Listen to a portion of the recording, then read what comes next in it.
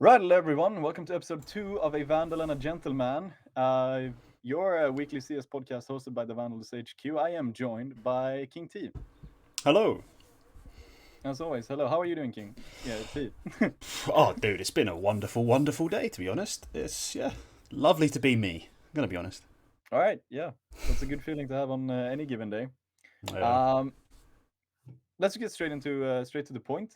We've had a week of Vandals content as always, Oh, another yeah. week essentially. We've had some games, some gnarly ESEA games from both teams. But I've been gone for a few of them. So, T, what can you tell me about this past week in terms of the Vandal CSGO teams? Well, if you're watching the EU streams, which have been, mostly me, you were on one of them, but the rest of them, you've watched a lot of Overpass. And not much else. It's been Overpass non-stop all week, and a bit of a rough one. We started off with 2 losses back to back.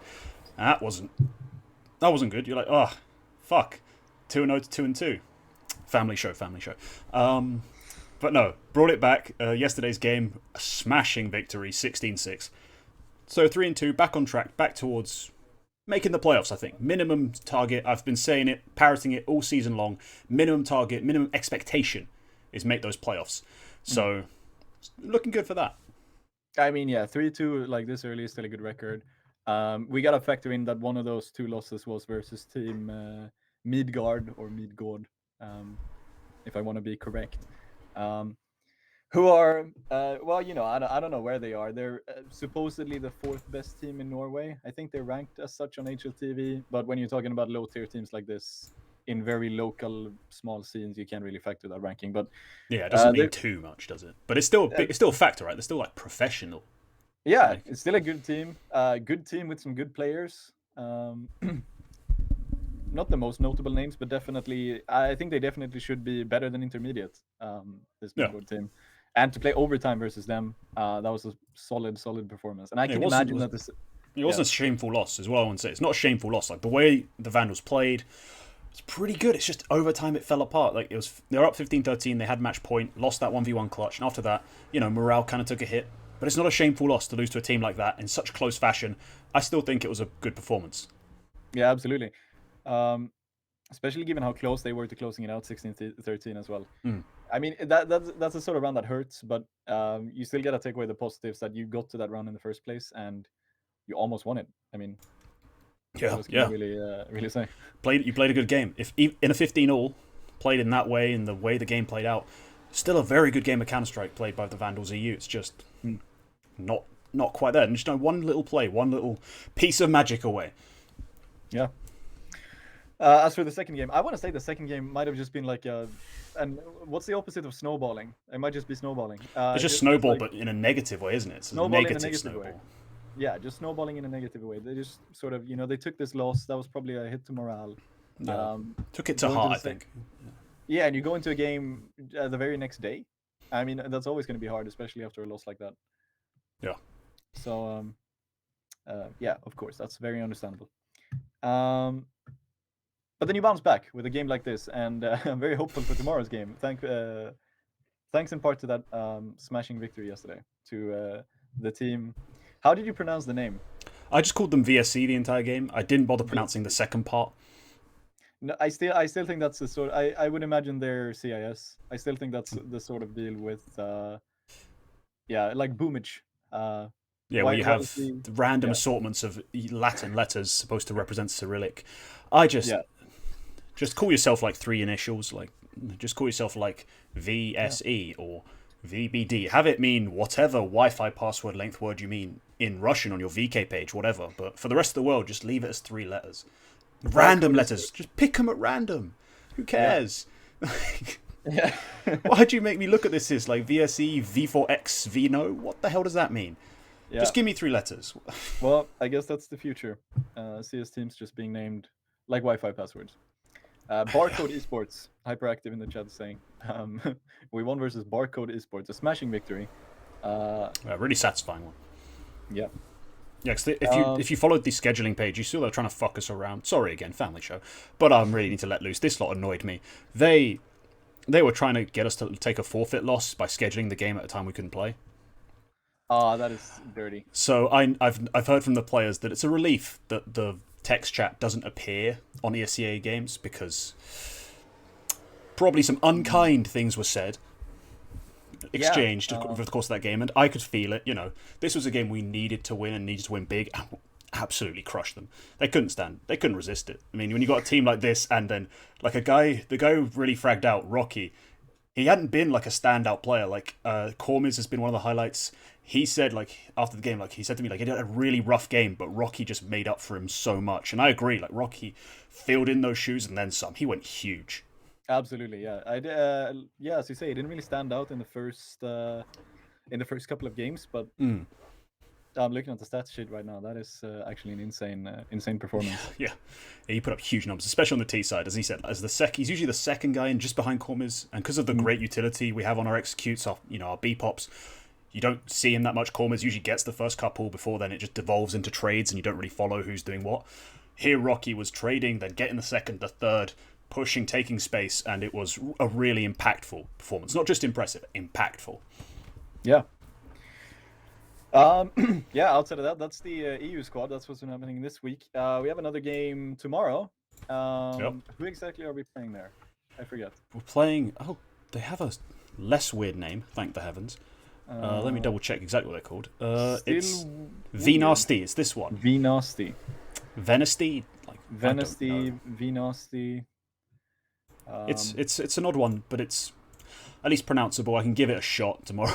I think we'll be able to say it with some consistency. But it's Overpass again, of course. Yeah. Of course, Overpass, yeah. Of course. What else would we play? That'd be absurd. Yeah. Expectations? It's hard to know what to expect from these teams. At least in terms of Midgard, we had something to prep for. Oh my! They have copied our logo. They check have out their team logo. Yeah, check out their not really, but like check out their team logo. I'll take a look of all the things to laser in on. No, yeah, that's. It's a V. Oh come on, it's a V. Their name starts with V. Give them some credit. It's a V.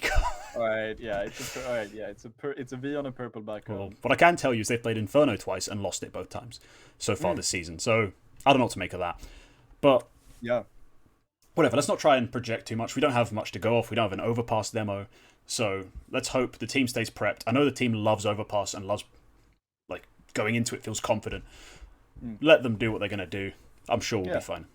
We've seen plenty of Overpass so far, and it's all looked solid from the side of Vandals. So I think we can be confident that. Well, I think we can be confident that whatever is thrown at the guys, it's gonna be. They're gonna be able to handle it. Yeah. That's for the EU squad for this week. What's been going on with the NA squad? I have a bad time keeping up with the NA squad because of time zones. Yeah, well, the only thing we really get to know, I think, as the average Vandals observer, is the Twitter updates. So we get to know, oh, this was a full-time score that happened. So I've actually tried to do some more involved work, trying to watch some demos, see what's actually going on. And they're 5-0. We know that. I mean, that's the headline. They're 5-0, undefeated. And they've been smashing it. They had one close game, a 16-13. Everything else has been 16-5s. Not even a contest, a lot of these games. And it's all over the place. It's on Overpass, Mirage, Inferno, all these absolute smash jobs. So it's a very hyped team to follow. I think the player you want to watch out for when you're watching this team is Ruv, R-U-V. I think it's pronounced Ruv. He's the IGL, at least according to our press release. And also, he's been top fragging almost every game, and you see it in the round breakdown that ESCA provide. It's just, oh, triple kill Ruv, triple kill Ruv, triple kill Ruv. No matter what's going on, he's been one hell of a performer. The rest of the team has had their moments. It's just when you win 16-5 and one guy's just running around doing whatever the hell he wants, gets all the kills he wants, you just got to stand there and go, not much I can do. Yeah. Yeah, I'm looking here. Yeah, that's all 16-5 and 16-6 victories over all of these teams. Yeah, it's quite dominant. We'll see if it continues. I hope it does. If they just smash through this, get straight into an intermediate, all of a sudden we're looking good. We've got 2 teams in intermediate at least. Hopefully this lot get out this season. It'd be nice to see the EU boys in the next one. Before I get it wrong, I'll just pretend the next one. Main. There we go. We'll hope they get into main. But yeah, these guys look set to make it straight into intermediate. At this rate, they should be good. Should be. Right. I think that sort of wraps up the Vandals recap here. We'll be back with a more in-depth look tomorrow before the game. We have got some stuff planned for that. Yeah. And that should be, what time is that exactly? That game should be at. It's a little different the time tomorrow because it's a Sunday. Like usually most of the games have been 8 p.m. European time, but I think this one might be a little earlier. All right, let me double check that. You know what? You can find all the times on our Twitter. Exactly. Follow us on Twitter. You'll get the updates. That's what we do. We just go to Twitter whenever we need to know when we're supposed to do our thing. Yeah. We don't actually know. We just go on Twitter and check. We have no clue. We're very professional. Yeah. Speaking of things that are prepped, we've prepped another thing as for today. This is sort of something we toyed with when we were talking about the idea of this podcast, is to break up our topics with the sort of stuff that we actually do best, which is pre-recorded things and more bite-size stuff.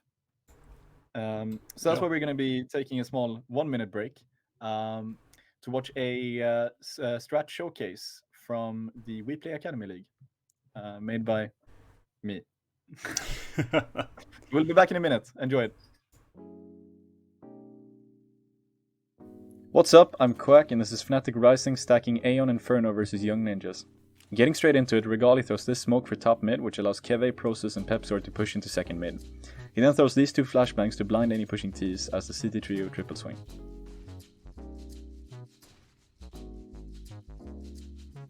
As they spot nothing, they head back to middle, and Keve finds a frag on the hiding Fuzi. Meanwhile, KST as a solo B player has put down some utility and plays a passive Coffin's position, which nets him a frag onto Sapek. Regali has also quickly rotated to B and finds Rolf on the B push. Finally, the pair finish the round as Young Ninjas attempt a B push but are taken down with a frag each. A simple yet effective A stack for Fnatic Rising to use in your own games. Enjoy.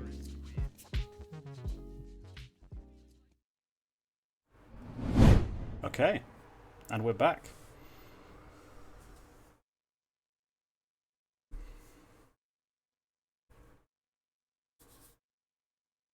Yeah. Hopefully, I can start putting some work into that sort of thing as well for the podcast. Just little 1 to 5 minute, just little breaks to structure things, but also add a little bit of our personal flavor. I think is the best way to explain it, because that's the stuff we make on our YouTube, like the stuff we're really involved with.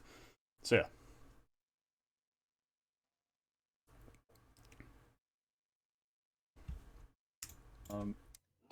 Producer T, you better get to work on that. There is audio. There is audio. Yes, you were muted temporarily, but you're back now. I was muted temporarily, then I am back now. All right, good. Good, because we are going to be moving on. There have been things happening, less things happening this past week than the previous week, but still things happening. In that ESL Pro League has started. The winter break, or the summer break, because it is summer, despite the weather. It is actually summer. Yeah, don't listen to those Australians. They're lying to you. It's actually summer right now. It is actually summer. And the summer break's over. And ESL Pro League Season 14 has kicked off with Group A. Because EPL is sort of this long-form GSL format thing. It's not a GSL, so it's a round-robin. Round-robin. Yeah. Yeah. I get it confused. A GSL is a Swiss stage, but with several groups. And that's sort of why I... Yeah, it's a bit confusing sometimes, but yeah. It's a round robin. Yeah, it's a round robin, but in 6 different groups. Which is 4 groups with 6 teams. Oh yeah. I failed a math exam at the start of this week, so it all makes sense now. It all makes sense. So Group A has started and finished as of yesterday. I think the last game would have been. So to recap, Group A, we had Heroic, Vitality, ENCE, Astralis, Spirit, and Bad News Bears, and that was also their finishing order. Yeah, ignore the graphic. The graphic is not in the right order. Just clock that. Let's pretend the graphic is in the right order. Thanks, chat. Please don't mention it. Yeah. All right, so I'm just gonna bring up my notes from last week because we made some predictions about this group. Um, I know I got at least as one of them right. That's all I care yeah, about. so did I. I think both of us picked the winner of the group to be Heroic, which they seem Yeah. to have a solid record in ESL Pro League. Yeah, they what is it? They last because they won the last ESL Pro League and without dropping a series. Then came into here and won 5 series in a row, and then they had like so that's like 12 series or something ridiculous they've won in a row. Best of threes they've won in the ESL Pro League. Something silly, like really Yeah, big number. should have been 12 or 13, something like that. I don't remember the exact statistic, but yeah, it's quite nuts. Yeah, worthy of mention also is season 12, which would have been last fall. So last fall season of EPL, where they finished third, they also only dropped 5 series.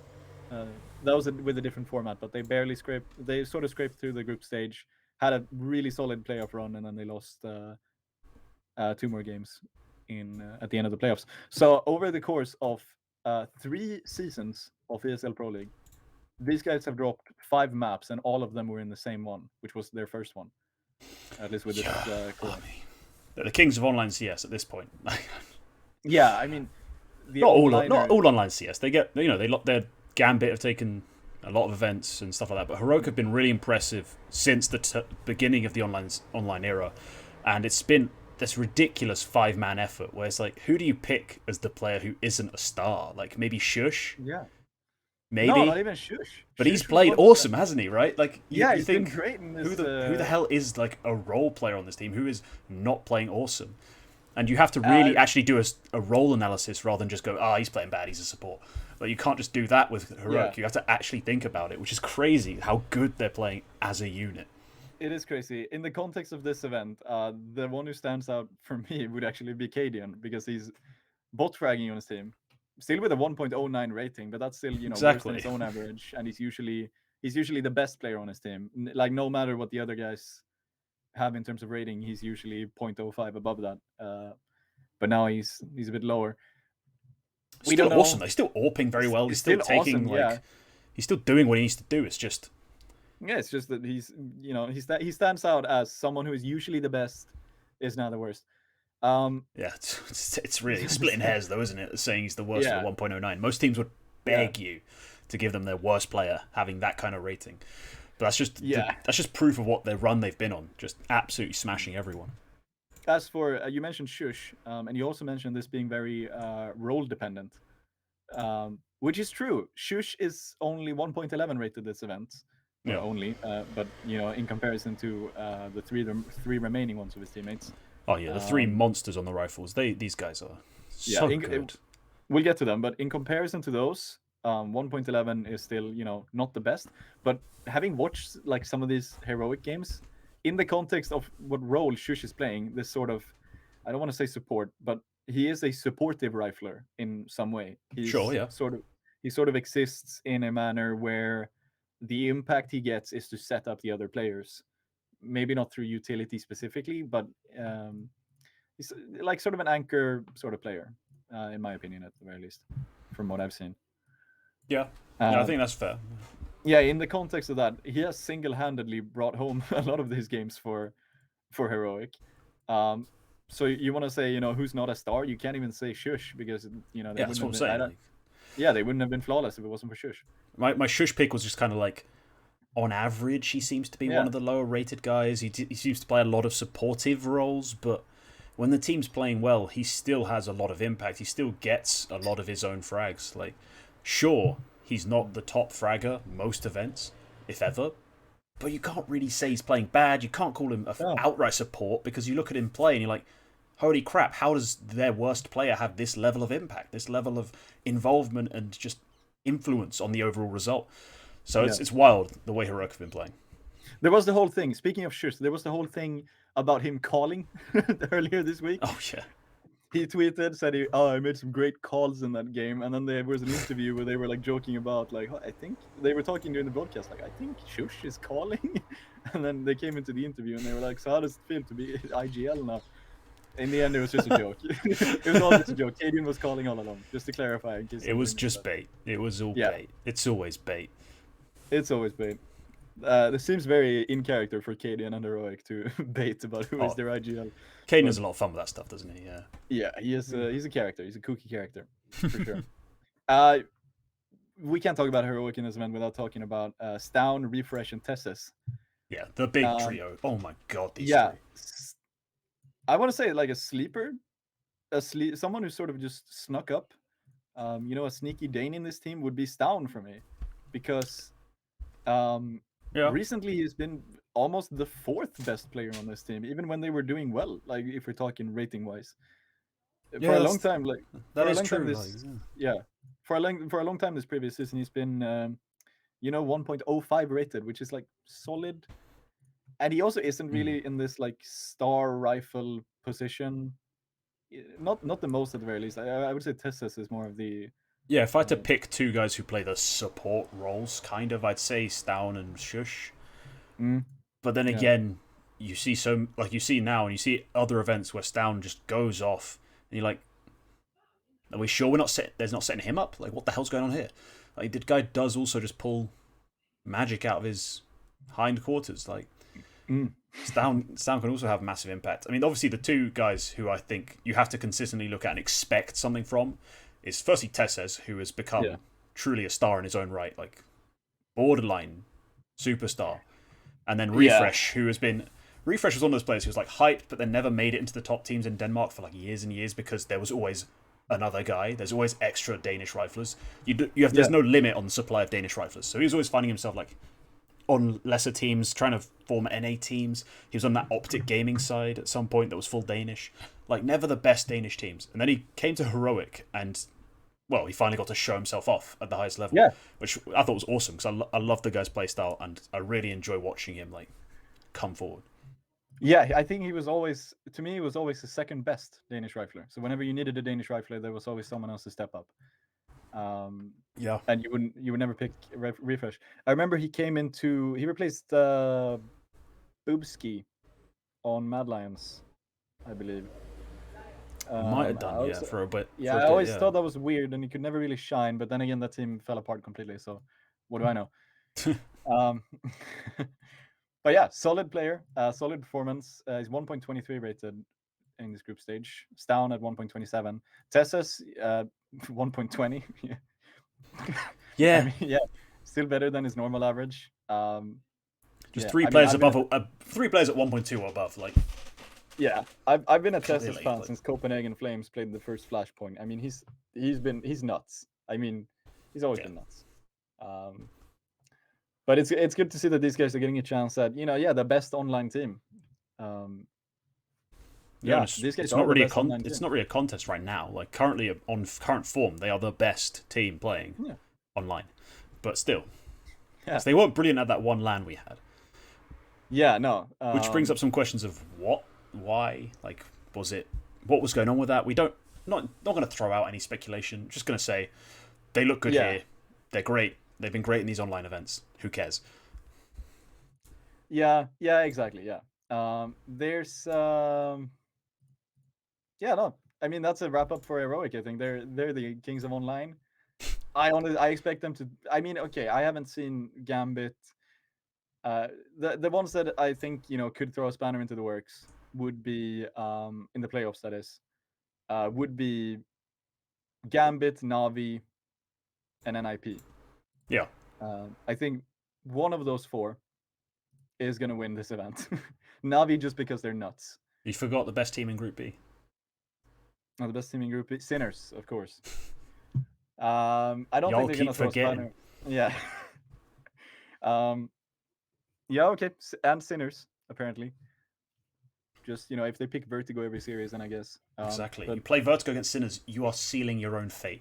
They are the best Vertigo team. End of discussion. Yeah. Because of Neofrag. Yeah, in reality, though, I think Navi, NIP, Gambit, realistically, the 4... Heroic, Navi, NIP, Gambit, realistically, the 4 teams you would expect to be able to win this event. To be honest, there's some dark horses that emerged out of Group A, specifically ENCE, just ENCE, coming out of Group Yeah, A, I was gonna. I'm kind of Move impressed. on. Yeah, I was gonna move on to this. Perfect. All right, yeah, let's just talk about the rest of the playoff teams. Yeah, Vitality and ENCE are the final two qualifiers for the playoffs. Despite what the graphic is telling you. Yeah, ignore the graphic. The graphic's wrong. Um, Someone, I don't know who, someone forgot to change the position of the team around and got too focused on putting 1, 2, 3, 4, 5, 6 on the side. I don't know which melon that was, but I'll be sure to have a word with him. Yeah, it's probably Lucas from HLTV confirmed. Always. As for Vitality, last week, I said it. Vitality have had shit form for this spring season. They've been in free fall. They've just done nothing. And what I felt was needed from Vitality to ever be relevant for the rest of the year, they would absolutely need to step up in this group stage and make the playoffs. And they did. I didn't expect them to, honestly. Yeah, they only lost to Heroic, didn't they? Yeah, I did. Yeah, they might have. Yeah, they won 4-1. Lost to Heroic. And that was almost a victory, honestly. They threw that last map on Inferno. I don't know. I didn't watch that specific map, but still, yeah. They had a chance against Heroic. I think they had a 13-8 or 13-9 lead, and then they lost 16-13. Like, damn, you shouldn't do that. Like, I mean, Heroic, yeah, solid, and they made it happen. But like, you can't throw away a lead like that and then say, oh, it was just they played better. You gotta make a mistake. Oh yeah, if you lose 8 rounds straight to lose a map, like you made mistakes. Like, when you have you played worse. I'm sorry. Yeah, especially when you have supposedly the best player in the world on your team. Second. Then, yeah. Sorry. I mean, if you yourself is saying that you have the best player in the world on the team, then yeah, you kind of need to. You gotta get those, but they didn't. No. Still, they got a 4-1 record. And yeah, they make the playoffs. I mean, yeah, and that's gonna be. I mean, there's not much more to say about Vitality. I mean, it's Zywoo. Like, it was just Zywoo, all of it, or Zywoo. He was a bit okay. Zywoo. If we're French, he's Zywoo, but whatever. According to French people, we got to pronounce it Zywoo because he's a, I don't know, Englishophile or whatever. But okay. I'm sorry, it annoys me. It genuinely annoys me. I get like tutted at by French people that I'm saying it the wrong way, even though I'm saying it French. And yeah, I think it was against ENCE. Yeah, ENCE, like it's not just against ENCE, it's against a lot of opponents where they won the map and it wasn't because of Zywoo. Like he had these quiet games where like Masuta stepped up and crushed the other team. Kyojin had maps, like a Mirage game once, where he just absolutely wrecked everyone. You're like, this is what I meant when I said Kyojin and Masuta make this team elite again. It's because when Zywoo has his maps where he's not simple, because he's not simple, they have players who make plays, who get multis, who get clutches, who actually do stuff. Because Shox ain't going to do it. You give him the AWP, you give him the space, you give him util, you give him everything he needs to go and frag, and he gives you 0.97 rating, and because he's Shox. It's not good enough. You needed other guys to step up. And sure, Kyojin, people complain that he doesn't get enough resources, enough opportunity. And he still managed to be, on average, meh, but on certain maps, banging when he needed to be. So this team looks better now that they have other people who can produce something. Not necessarily will every single map, because that's what Zywoo's for, but who can when they need to. Yeah, what I was going to say, my problem with Kyojin is that fucking XMS could make this team elite again for one round when he gets a 5 bullet, 5 headshots. Yeah, but one round in his career, yeah. Yeah, he's the one-hit wonder. Even him could make this team elite for one round. But I mean, the consistency is my problem with Kyojin, and probably will be my problem with Kyojin for a long time. He never will be consistent until he's sat next to Shox. I'm sorry, like Shox takes so much. Like, you see him on Vertigo. I watched Kyojin. He sat there at the back of the mid, holding it, waiting for a push, doing absolutely nothing all round long, holding his nades, while Shox has a dropped second AWP, running out, taking fights on the B stairs. You're like, who is calling for this team, and why is Shox allowed to do this? Because he then just dies because he's Shox in 2021, not 2013. And you're like, what was the point?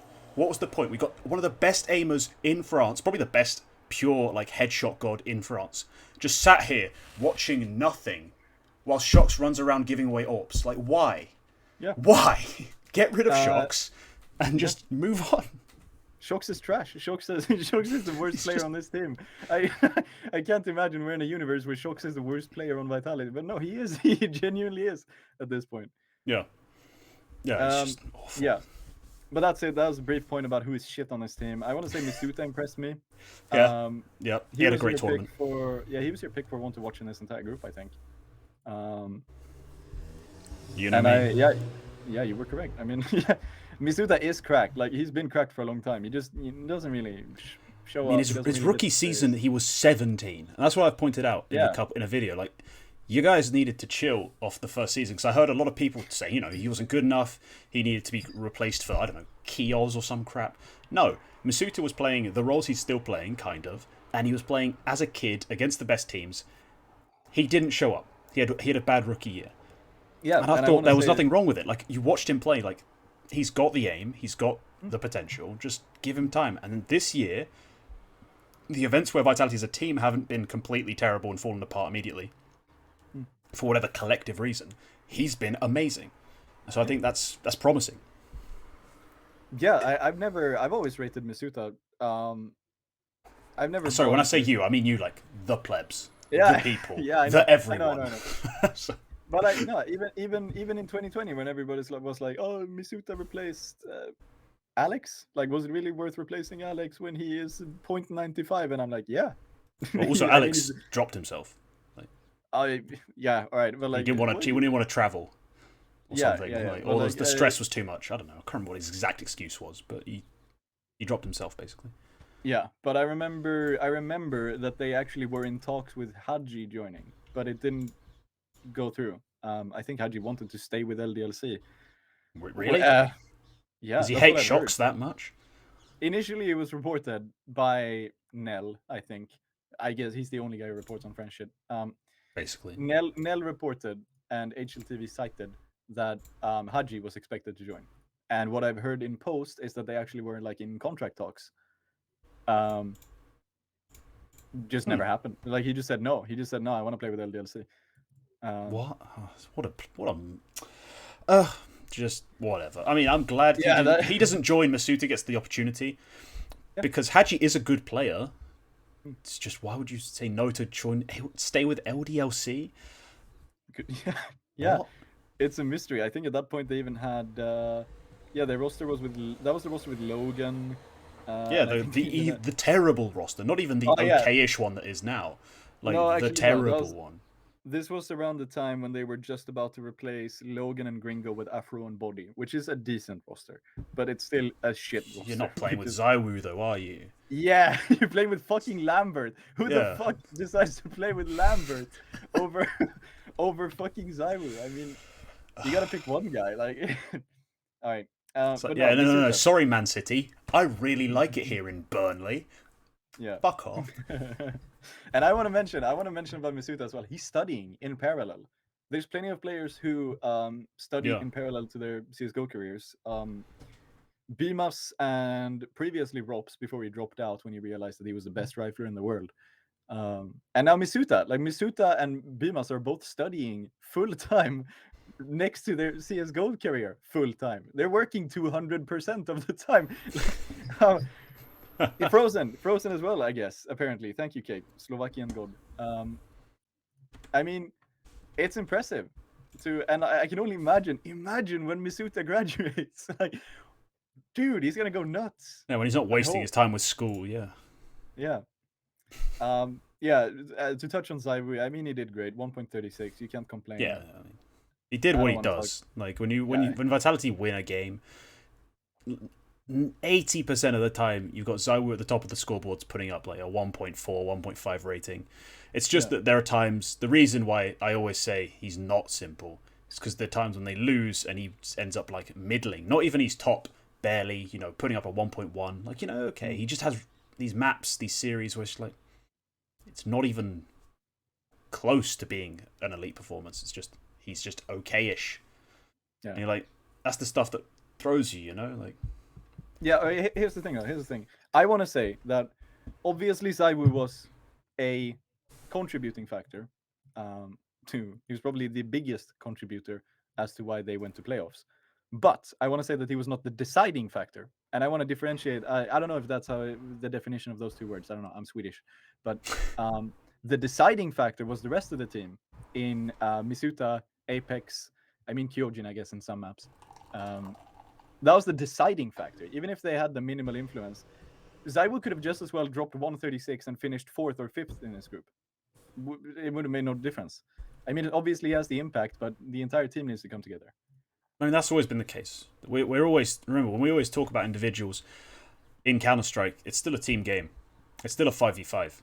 That's why we can't expect, like, that's why we see, these maps, these tournaments where these superstar players, these huge performances, then go out, like, in the quarters at best. And you're like, the team is the problem. Yeah, absolutely. Clearly can't blame the player doing this amazing stuff. You have to remember, it's a 5v5, and you can't expect a player to get an ace every round. So, it's necessary for the rest of the team to step up and be just... No, they don't have to be outstanding, like, as a unit. They need to be fine. Just fine. So that ZywOo's really good can get them to the Ws. Did my internet just go down?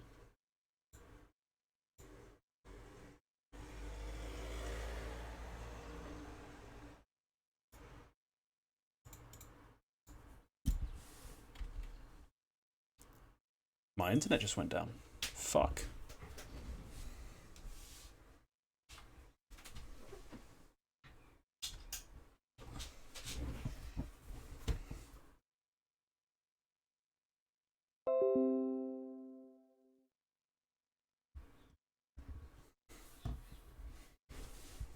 He's back. I can hear you again.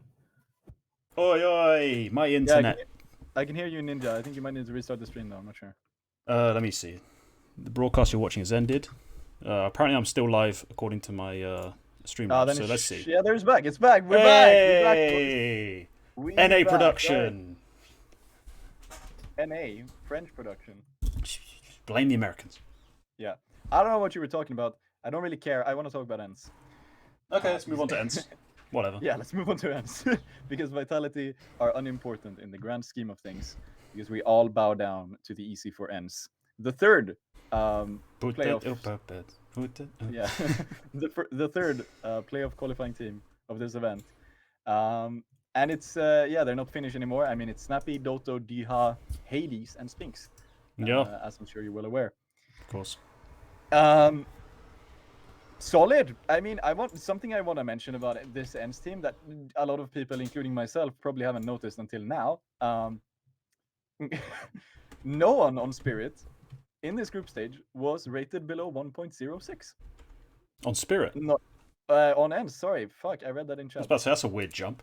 Yeah, no, we saw all the individuals firing. Well, for me, this was the event where we have to talk about, most importantly, I think, Doto. Like, I feel like he's not forgotten, but behind Diha, Hades, and Spinks, you're kind of like, Doto, where's he fit in? And this event, he just showed up, really. He just came out, ripped heads. And, like, good for him. And, that's nice. Yeah. Actually, on that point, with all 5 ENCE players being rated above 1.06, they are the only team in this event so far, or at least who have played a full group stage. Yeah, yes. Who... Caveat, yeah, I mean OG technically, but they've played 2 maps. They're the only team in Group A who had no one rated below 1.00. Not even, except for Heroic. Heroic also had that, but you know, they're fucking Heroic. For a 3rd place team, that's fucking impressive. Like, it's impressive, but also raises some questions to how they lost so much. But yeah, they lost 2 best of 3s. Even Snappy was 1.06. Like, yeah, I mean, Snappy technically doesn't he have the highest rated map of the event so far? Oh, with that Mirage game where we went 32 and 9. What was that? 2 point something? It's 2.5, I think. Yeah. Oh, okay, yeah. Nico didn't beat that today then, because he had a nuts map today. But all right, yeah.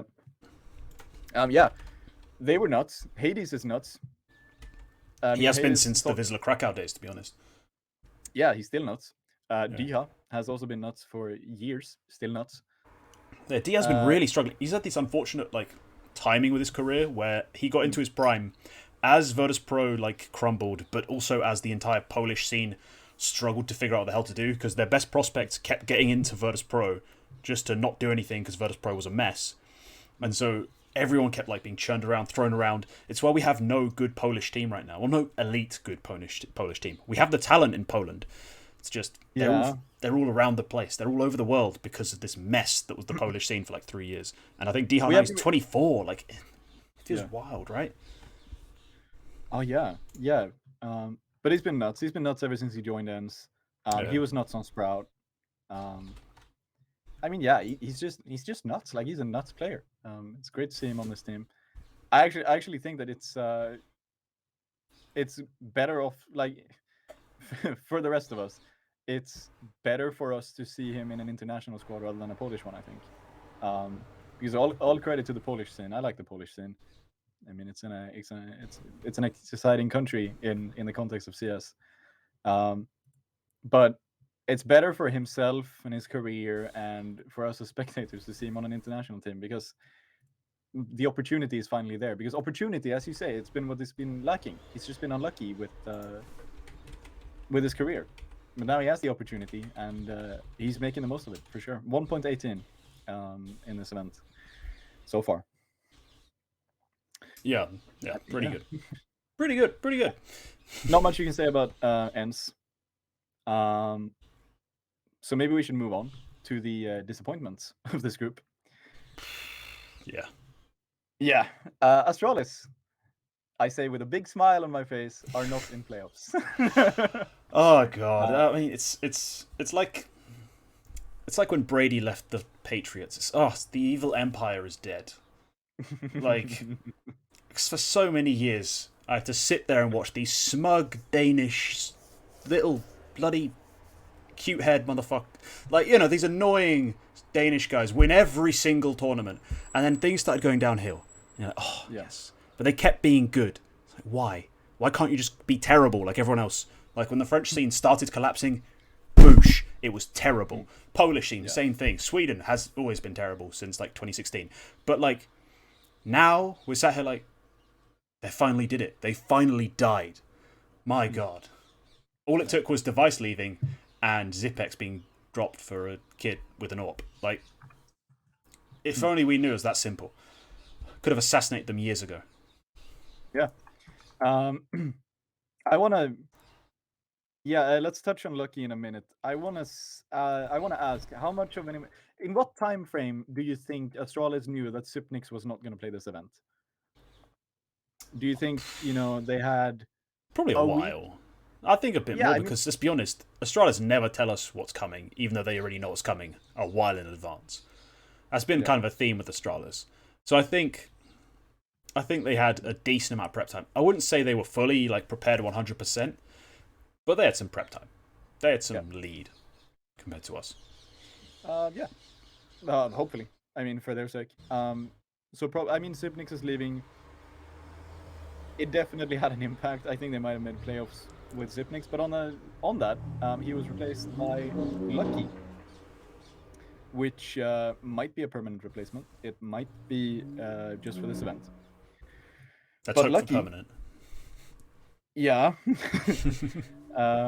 But Lucky actually did all right. I've always thought, you know, Lucky to Astralis has been talked about for you know, the entire year, for even for 2020, when, you know, Astralis actually started moving.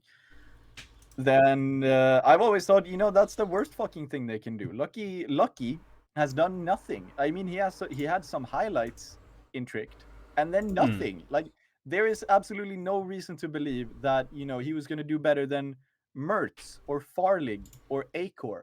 Absolutely no reason. Now, of course, they couldn't get Farlig or Acor. I was going to say, I think Farlig would be your first choice in the Danish scene outside of Device. Yeah. But he's not really available. Yeah, not really available. Neither is Acor after he joined Mouse. And then you probably don't want to get Mertz because he's just terrible. Has a portrait. I'm going to be honest. I'm sorry. I don't want to sugarcoat it. I think he's terrible. He was terrible. I want to say he was terrible. He was pretty good on Nordavind. He was kicking it on Nordavind. He did a smoothie. He went down, did good. But you sort of wonder if Lucky can do, you know, all right in his first event on Astralis, playing in a group with, you know, the Kings of Online, Vitality, Spirit, and ENS, which is magical. Then Do you wonder what Mertz could do given the chance? I don't know. Fuck all. I don't know. He's terrible. All right, fine. I'm not going to accept any other sort of discussion surrounding Mertz. He was awful. He's awful. Leave him be in tier 2 where he can farm against no-name Russians every now and then to boost his stats. I don't want to hear about him. He was awful. He is not awful anymore. There's nothing to indicate he still is awful. He's kicking it. He's kicking it versus shit teams, of course, but he's still kicking it. Yeah, I have no. It's all just speculation. I have no argument as to why you would do well on Astralis. I'm just I would just be excited to see what would happen. But as for Lucky, he's 1.00 rated, which might not seem that good in the context of being the opera for Astralis. Hello, you are replacing the greatest player of all time. But he was the second best on his team, only beaten out by Dupree, who went nuts. Dupree had a great event. Dupree had like a throwback event, I think. He's reached that age where we call them throwback events now. Like, yeah, he was pretty awesome. Yeah. So yeah, Lucky, solid start to the event. I always thought that, okay, and then I saw the announcement. I was like, oh, Lucky has joined Astralis. I was like, oh, finally, Astralis are gonna die because they're gonna have an opera who is worse than Boobski was in 2020. And I was just like, yeah, sweet. And then, he was like kind of solid, and like that's good for the kid. I mean, in theory, his first shit should be his worst shit, and hopefully for his sake, it's gonna be up from here. Yeah. I mean, for a first attempt on a team that went 2-3, I think in the group stage they lost 3 best of 3s. They beat Spirit and BNB, lost to N's Vitality Heroic. Yeah, I think he's done all right. I think he's done fine. Like when you saw him, I watched him, he looked okay. Like he didn't look out of his league. He didn't look lost like QuackeCS does at times. Like he just looked like a decent AWPer. Like he doesn't look like simple Zoe. He doesn't look like a nuts turner of the tides, bringer of all doom. But for now, he looks like a solid AWPer who can do his job and build from there. Like, that's all we need from him. Really. I want to say he's had all of his maps have just been like hovering around this 1.00 rating, which is like, the solid rating. He's only had 2 proper like standout maps. One of them doesn't even count because it was versus BNB. He was 1.90, which might inflate the stats, a bit, but a tad, whatever. It will, but the other one is the 16-6 versus Team Spirit on Inferno, where he actually didn't out-op Digster, but he had a solid rating versus a good team. I mean, yeah, he didn't really do much, but like a solid start, and now he has 11 solid demos to work off, where he can just look over this and see, all right, I fucked up here. This is how you play tier 1. Nice. Now I'm better. Yeah, but you have to dodge flashes at this rank. Yeah. People actually use util to clear out things and execute. It's wild, I know, but yeah, I don't know a lot about Lucky. Like, to be honest, like I said, he didn't do shit before he joined Astralis, so I'd barely heard of him.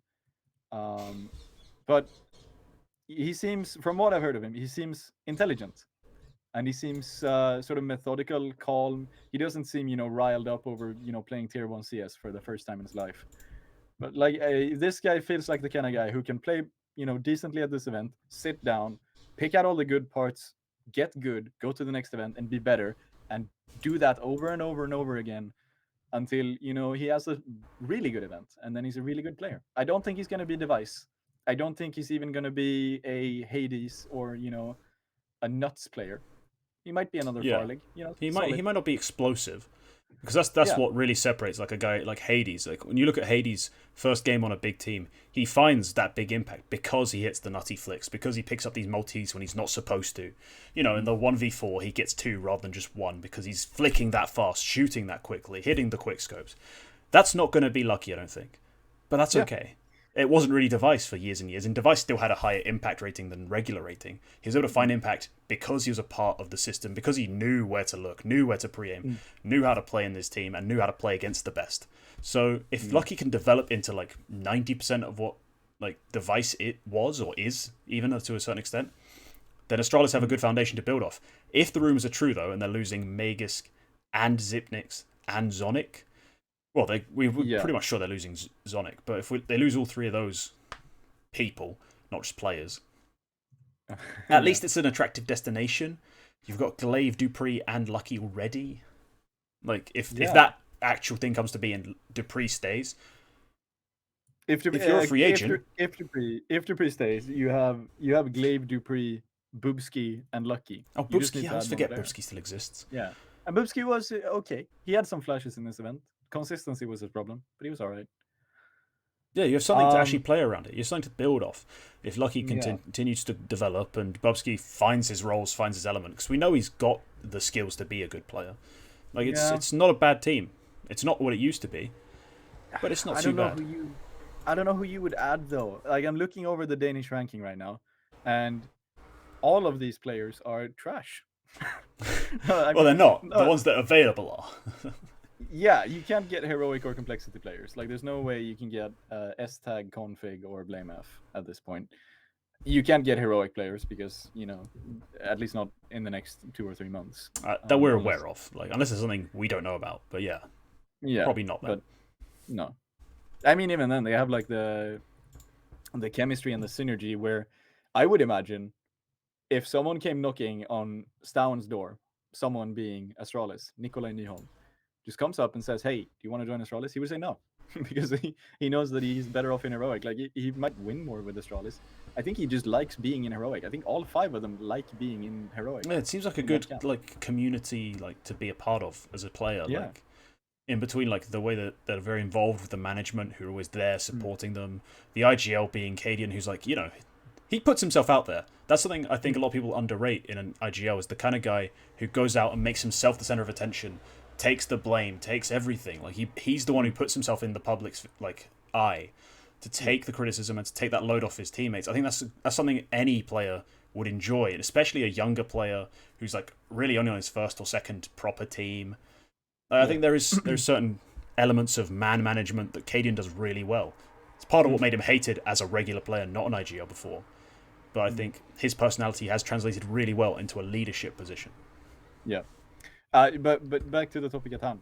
You can't get any of those players. No. So the next best ranked team is Copenhagen Flames, where you don't want to get Hooksy, you don't want to get Roy. There's no point in getting Nikodos. You have Jabi and Siphon. Yeah. Jabi is okay. Siphon. There's your guy. Yeah, but if there was ever a guy to sign, they already dropped him. They had him. They dropped him. They just decided, you know what? You're fucking kicking it in Astralis Talent. You're literally the only good player on this team. No. Get out. Do you know the exact situation of what happened there, though? Was it? No clue. Because I've got a feeling he bet on himself more than they didn't want to keep him. I think it's probably that. If he was in Talent playing, I remember him on Talent being the only good player because we've seen what's left of the Astralis Talent team. It ain't pretty. Like, it really ain't pretty. And he's doing pretty well in Copenhagen Flames for himself. You think about it, I think he just took a bet on himself. He said, I could play in a lower tier Danish team, build up wins, build up experience, build up relationships with these like older, more experienced players. Then I can like kick on from there. And I think if you need a player, he's a solid bet for development. Yeah. But then Astralis are going to have to say, you know what, we bring you back. And Siphon, I mean, if it's that way, then yeah, sure. But I seem to recall that they said something about, I can't remember what the wording was. It was something along the lines of like, different sense of direction, which is weird to say about a non-IGL or a coach, but whatever the fuck. Siphon is a candidate, I guess. Lyngby Vikings have no one, and there's no reason why you would get neither Dafu, Bird from Sky, or Manx. Then there's maybe you need an analyst. Yeah, yeah. No players. Then there is, you know what? The best fucking candidate in AGF, aside from Nodios, I guess, would be Cajun B. So no. Then the rest are just trash. I mean, Tricked, there's no one. I don't think there's a single player on Tricked who's rated above 1.0. All Borg Rebels are all no-namers. Yeah, we've moved beyond the point of like realistic teams here. Like we're going into the unknown, like the abyss. I just wanted to keep going just to reach Astralis Talent because I think it's hilarious that there's this shit. Yeah. No, there's no one to get here. No one is even remotely good. XQBF, lol. And then there's fucking Tobis is the only notable name left on the ranking. No, there's no one to get. There's Oh, no there one to build is. over. There is. I don't know. Is Fessor available at all? No, he was supposedly on a new project. Yeah, I mean, I've heard a lot about Danish projects recently in MSL, AZ's teams. I've not seen anyone get signed yet. Fessor is available. That's true. But who would he replace? Could he replace Magisk? Don't know. Honestly, I've never watched Fessor play. Oh, well, I've seen him. I've watched him play a couple of times. I've never truly stuck in depth to what he actually does on a team, though. Like, I've seen him hit 40 kills on a map of Vertigo against, like, Honoris that one time. I haven't actually seen him play, like, map after map after map, find out what he does well, what he does poorly. I don't know if he can actually play Magisk's roles. I just know if you need a guy, he's one of your better choices. I just know him as this sort of middleman rifler, like a trade fragger. Oh, Yugi, there you go, sorted. Yugi. Right, moving on. Spirit is next in line in the Group A finishing order. Team Spirit, home of Dexter, Chopper, Mir, some really solid riflers. Mir has sort of gone under the radar lately. Yeah, he's not had the most attention because he's not up and coming anymore, and he's not the best player by many people's standards on the team because Dexter's kind of taken that mantle. So yeah, you don't hear about him as much. You don't hear people raving about him as much as they'd used to. Well, I still think he's great. I still think he does a really good job of having impact, finding frags. It's just, not spoken too much about, even though he puts up like a 1.2 rating most of the time. I mean, it's a solid job, but the thing is that I remember when Electronic was having a little bit of a slump, or Navi, but Electronic was a part of it. Yeah. And Mir at the same time was absolutely kicking it, and everybody was saying Navi should get Mir instead of Electronic. Imagine Simple plus Mir, and that would be awesome. And now he's just sort of like no one's talking about Mir anymore, which is he's also reached an age where you're like, he won't probably get better. This is him. I mean, I don't get why that's not an attractive prospect still. But then there's the other part to factor in of it's the CIS region. It's notoriously difficult to make things happen. Especially if you are 25, because there's always a better 14-year-old. Yeah, but no, just remember, historically teams have just been unable to make transfers because it's like, hey, we want to buy this guy, and like that'll be $50 million. You're like, why? It's like, because I said so. And just... Speaking of better 14-year-olds, on this team we have Magix. Magix was probably the standout for this event. I think for a lot of people, and it's no surprises. He's really good. He's just really good. He does what he does really well. He's got great aim, great fundamentals, great mechanics. You can't complain about having Magix playing any role, really. He can do everything. I've seen him play almost literally every position, every role. He's a beast. He's a beast. There's not much more to say about him. And there's Dexter, of course. Dexter, solid upper. I mean, some in the Vandals camp, a certain Norwegian man, says that he is one of the best players of all time, ranking him above Zaiwu on the same level as Simple. I've heard. I don't think so. What? But, I don't think there's... I mean, he could be. What? I want to say that he could be. How many and which drugs do you have to take to get to that conclusion? Bombs. What? No, just no. No. Stick to throwing flashes. No. Stick to throwing flashes. What? That's so ridiculous. Yeah. Solid by Team Spirit. They're a one-trick pony. They pretty much only won Dust 2 maps in this event. Yeah, credit to, I think it's Zeka or Zeka in our Discord, in the non-Vandals Discord we're both a part of, who actually kept saying that. As we came into it, he said, these guys are going to be a one-trick. They can only win Dust 2. And then we basically saw that. They look really shaky outside of Dust 2. Yeah, they can only win Dust 2. But overall, trash. I'm actually disappointed by Spirit because I thought they would at least go, 2-3. I thought they would at least be bordering on playoffs, but no. I mean, they played well enough on Dust 2. Rest, trash. Yeah, I think honestly, they're the most nerfed team thanks to the removal of Train. They were really good on Train. Yeah, And now they just haven't figured out what other maps to be good on. I think they're still confused and still lost. Like I thought they'd have figured out Inferno by now. It's not that hard, guys. Just play Inferno, but they haven't figured that out. Maybe they're just slow learners, because I can see. No, but I can see Spirit. But they used to be good on it. They used to be good on it. They're good on it like 6 months ago. But I can see. Yeah, but I can see Spirit just being like, all right, fuck it, we're gonna nail down Dust 2, and we're gonna be the best Dust 2 team in the world, and then we're gonna move on to the next map. And now they're just like, now they're done with Dust 2. Next event, they're gonna be good on Dust 2 and Inferno, and then maybe they can win a series versus someone who isn't named Bad News Bear. I don't know. I thought they'd be better than this. I picked them as my dark horse. I'm pretty sure.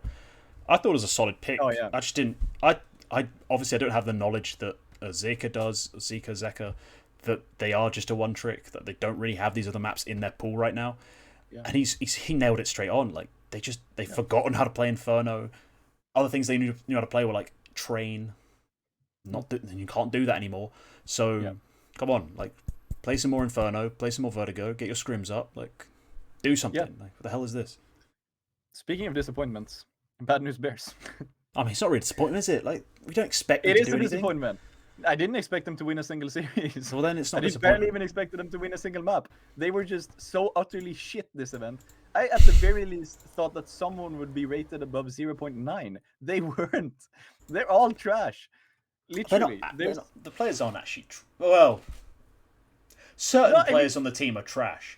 It's just I don't think it's fair to call 5 trash. I think Swisher and John G are realistic, passable players at this. Even at this level, they're passable. Yeah. It's just a question of like, can they play as a unit when you've got 3 players who aren't at this level right now, and you've got the calls being like all like still adjusted to the NA level. Yeah, but my player to watch for this event, for this group, was Junior.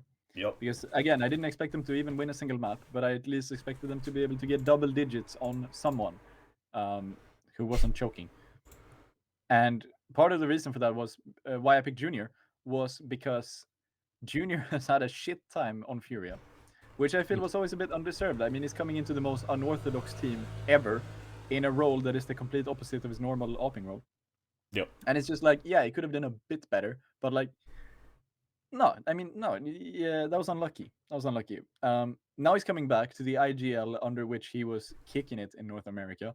And you'd sort of imagine just doing something. I mean, this was his make or break. If he did well here, then he would have, solidified himself as like, I am a good North American opper. I'm one of the few. One of the 2, maybe? Maybe Cynic? Is that the other guy? 1.5.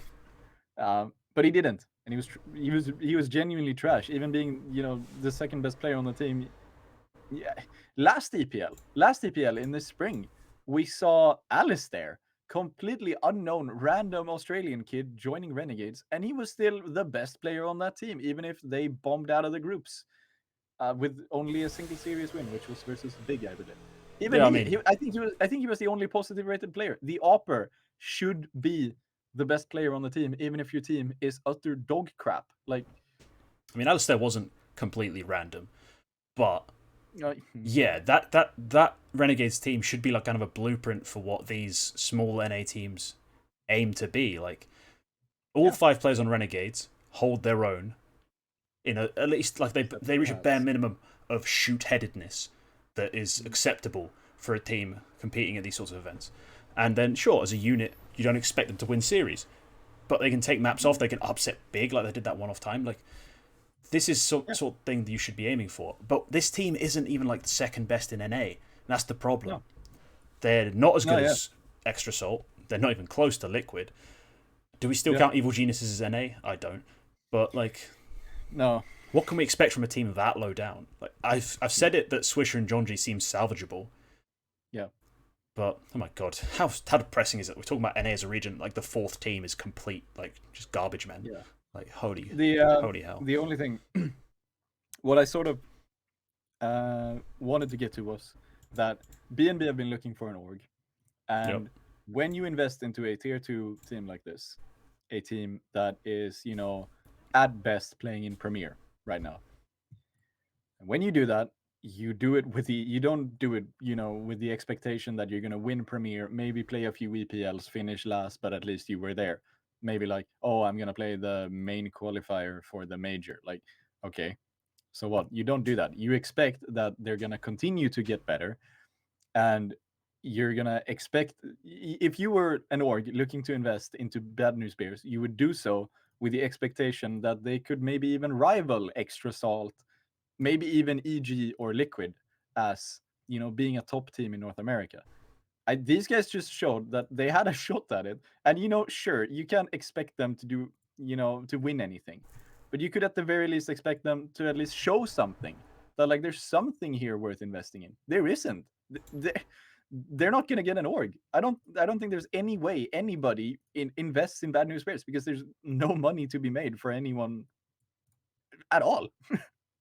Yeah, I think. Well, I actually said this earlier the week. I think we need to wait for Fragadelphia, because the return of LAN, the return of some sort of excitement to NACS, might inject a little bit of positive feeling towards the scene as a general thing, like as an ethereal idea, and then Bad News Bears, I think, going into that event should expect to do well, because it's all NA.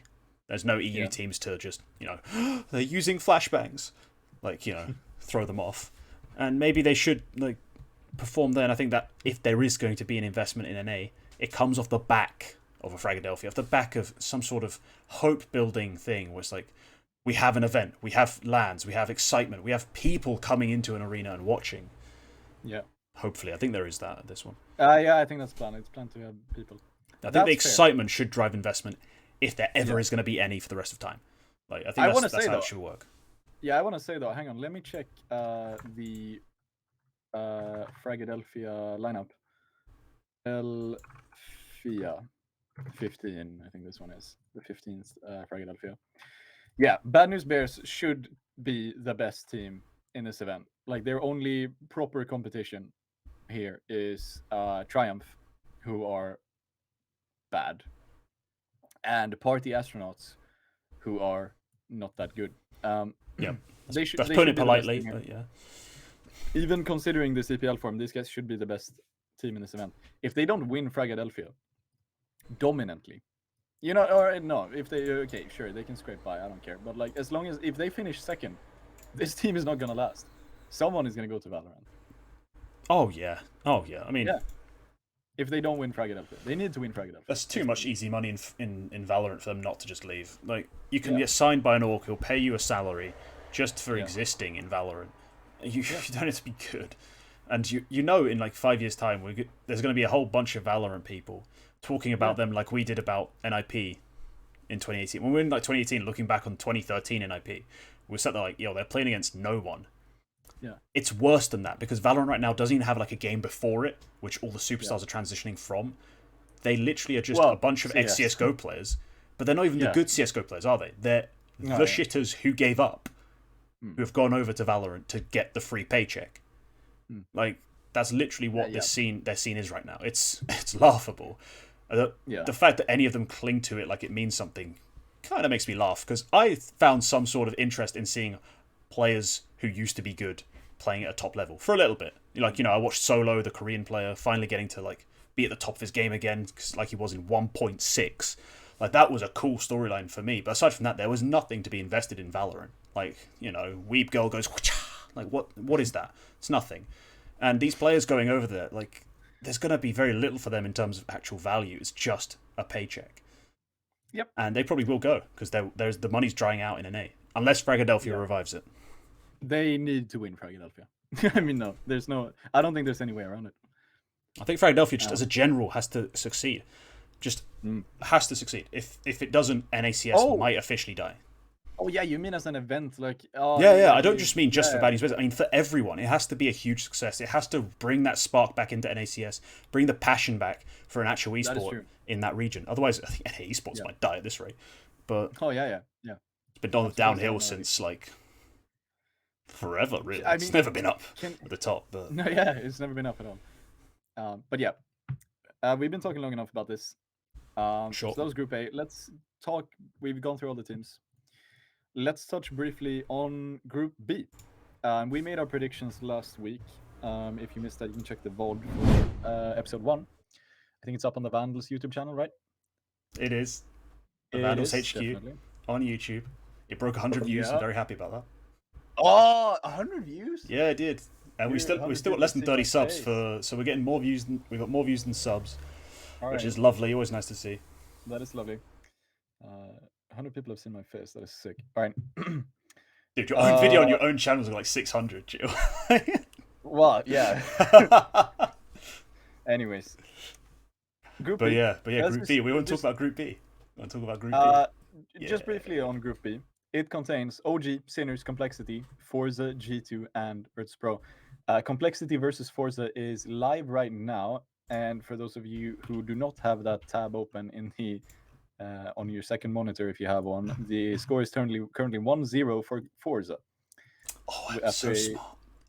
After a 16-12 victory over Complexity. Now you say that because you thought Forza was going to be a dark horse in this group. It's not just that, but yeah, that's the most currently active part of my prediction.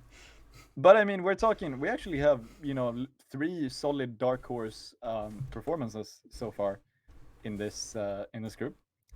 We have concluded G2 versus Sinners with a 2-1 victory from Sinners, which is wow. Yeah, boy. We can talk more about that later. We also have OG smashing Virtus Pro 2-0. Yeah. I mean, Nico went huge. Mantu seems to be good. I remember not too long when Mantu re-signed for OG. It would have been in March, I think. Then everyone was like, "Holy fuck, man! They really should get another offer. They should get a much better offer because this guy wasn't putting up the 1.30 numbers in series." Yeah, but the thing is, people weren't just asking to replace Mantu. They were asking replace other players with an AWPer, then force Mantu back on the rifle. And I was like, boys, he's not a bad AWPer, and he's continued to prove that as OG have gotten better as a team. He's continued to prove that he's not a bad AWPer by any means. He's more than capable. At the time, I was in the camp who thought that Mantu was going to be the Achilles heel of OG because he just simply, he just wasn't putting up the numbers. Now he is, which is awesome. And now it's just a matter of the rest of the team working out. And then finally, we have this other sort of upset game going on right now, Forza versus Complexity, with the caveat that Complexity have sustained, or rather Config has sustained a wrist injury and is replaced by Eternal stand-in Nato Suffix, and we can talk a bit more about that later on. Mm-hmm. But just briefly, what do you think about this group? What do you expect is going to happen? Well, as I said, I expected Sinners to come in here and show off why they're the most hyped team in Tier 2. And yeah, they did. The CT side comeback they had against G2 on Vertigo was basically what we've been watching for the last 6 months in Tier 2, is them on CT side Vertigo might be the best team in the world. Neofrag gets set up so well by great utility and also him being a monster, and then the rest of the team is filled with either surprisingly good players or Oscar, who is... He fell off because he had some sort of personal life tragedy or whatever it was, problem that led him to step down from from his opportunities he had at the top level and take some time away from the game. And he's come back and he's still Oscar. So this team was going to ruffle some feathers, make some noise, and they did immediately. They upset G2, which for most people was an upset. For me, it was literally predictable because they are that good. No, they aren't. They was an upset. I mean, all right. I like Sinus as much as the next guy, but that was an upset game. I want to say that there's absolutely no way they stomped Mirage in a 16-9 fashion. I don't think there's any way they do that in that stomping fashion without a big G2 choke, because there were so many rounds that were just thrown away by Nexa doing fuck all. Amanek was playing surprisingly shit. And it's literally that was also just one of those maps where, Hunter wasn't being nuts. And, you need to be able to have players who can, back up, who can back the team up when Hunter isn't nuts. And I mean, yeah. Well, all right. Yeah, it was one series. I don't know about G2. Maybe they turn out to win this group anyways, 4-1. But I mean, I had to say, I said they'd finish second. I said that the only team they'd lose to was Sinners. I'm on track. So far, you are 100% correct. Yep. Yeah, I think But, I don't think it's even that preposterous. I think they are genuinely better than everyone else left, even without having both Hunter and Nico frag out. They don't need them to beat the likes of at least Complexity, Forza, and who was it? OG smashed Virtus Pro. Like they don't need G2, both players to be popping off to beat all three of them. They just need them probably against OG if OG are going to play this well. If OG are but I playing see this it's possible. well, they're playing tomorrow. So if OG are playing this well, they're in for a treat. But they can definitely smash Complexity without config. Oh yeah, just pick Mirage. You'll obliterate. Yeah, without problem. They could definitely smash Virtus Pro off of pace. I mean, Virtus Pro outside of yeah, and I mean, there's what is there? What is there? Like you got if you take Rikindar off the team, you're left with an IGL who doesn't want to go anywhere.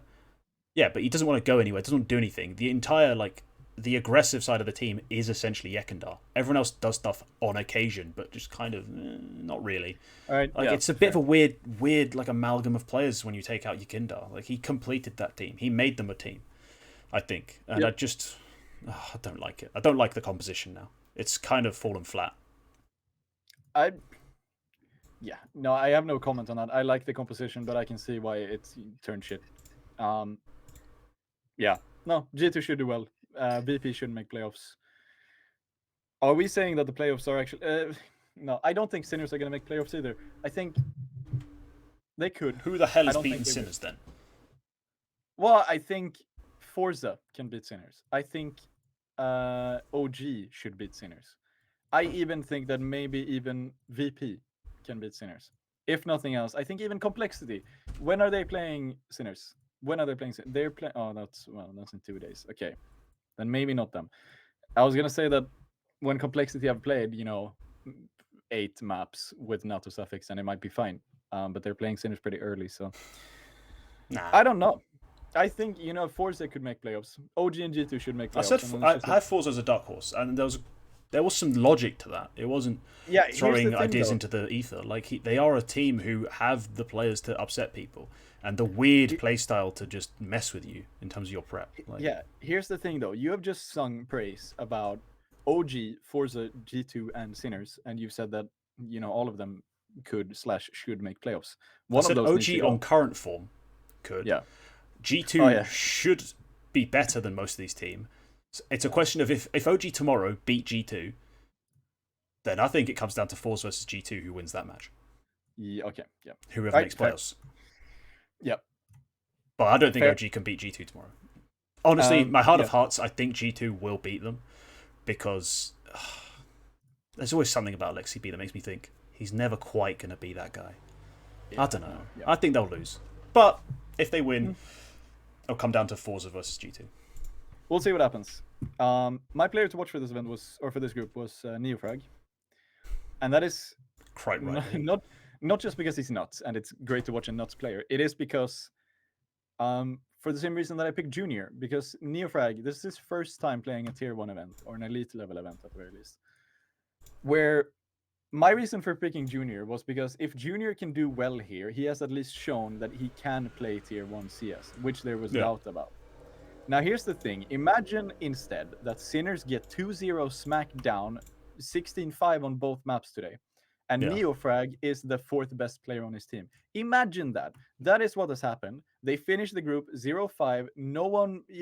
They don't even take double digits on a single map.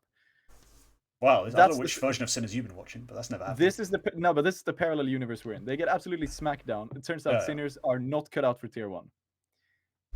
People wouldn't be saying Neofrag to FaZe or Neofrag to G2 anymore. Oh, probably now. People are fickle. No, there wouldn't be any reason to, because he's already played an elite tier event. But there would be. There'd be loads of reasons. There's still the fact that his team played terrible. It's come down to what you see just from him. Right. If he played out and turns out was too slow, had too bad aim, but that's usually not what happens when a team gets smashed like that. What happens is because of the roles he plays, the ways he plays, their flashes weren't good enough. Their team play wasn't good enough. He gets left isolated in 1v4s a lot. Things like that is what comes down. Instead, if you saw it on the Vertigo CT side, he was just in 1v2s or 2v3s retaken with a teammate. All of a sudden, they're playing proper Counter-Strike, and he's able to shine like the superstar he will be. Because currently, can't officially call him that yet. But no, I think the average pleb would have immediately gone, terrible move, don't pick him up.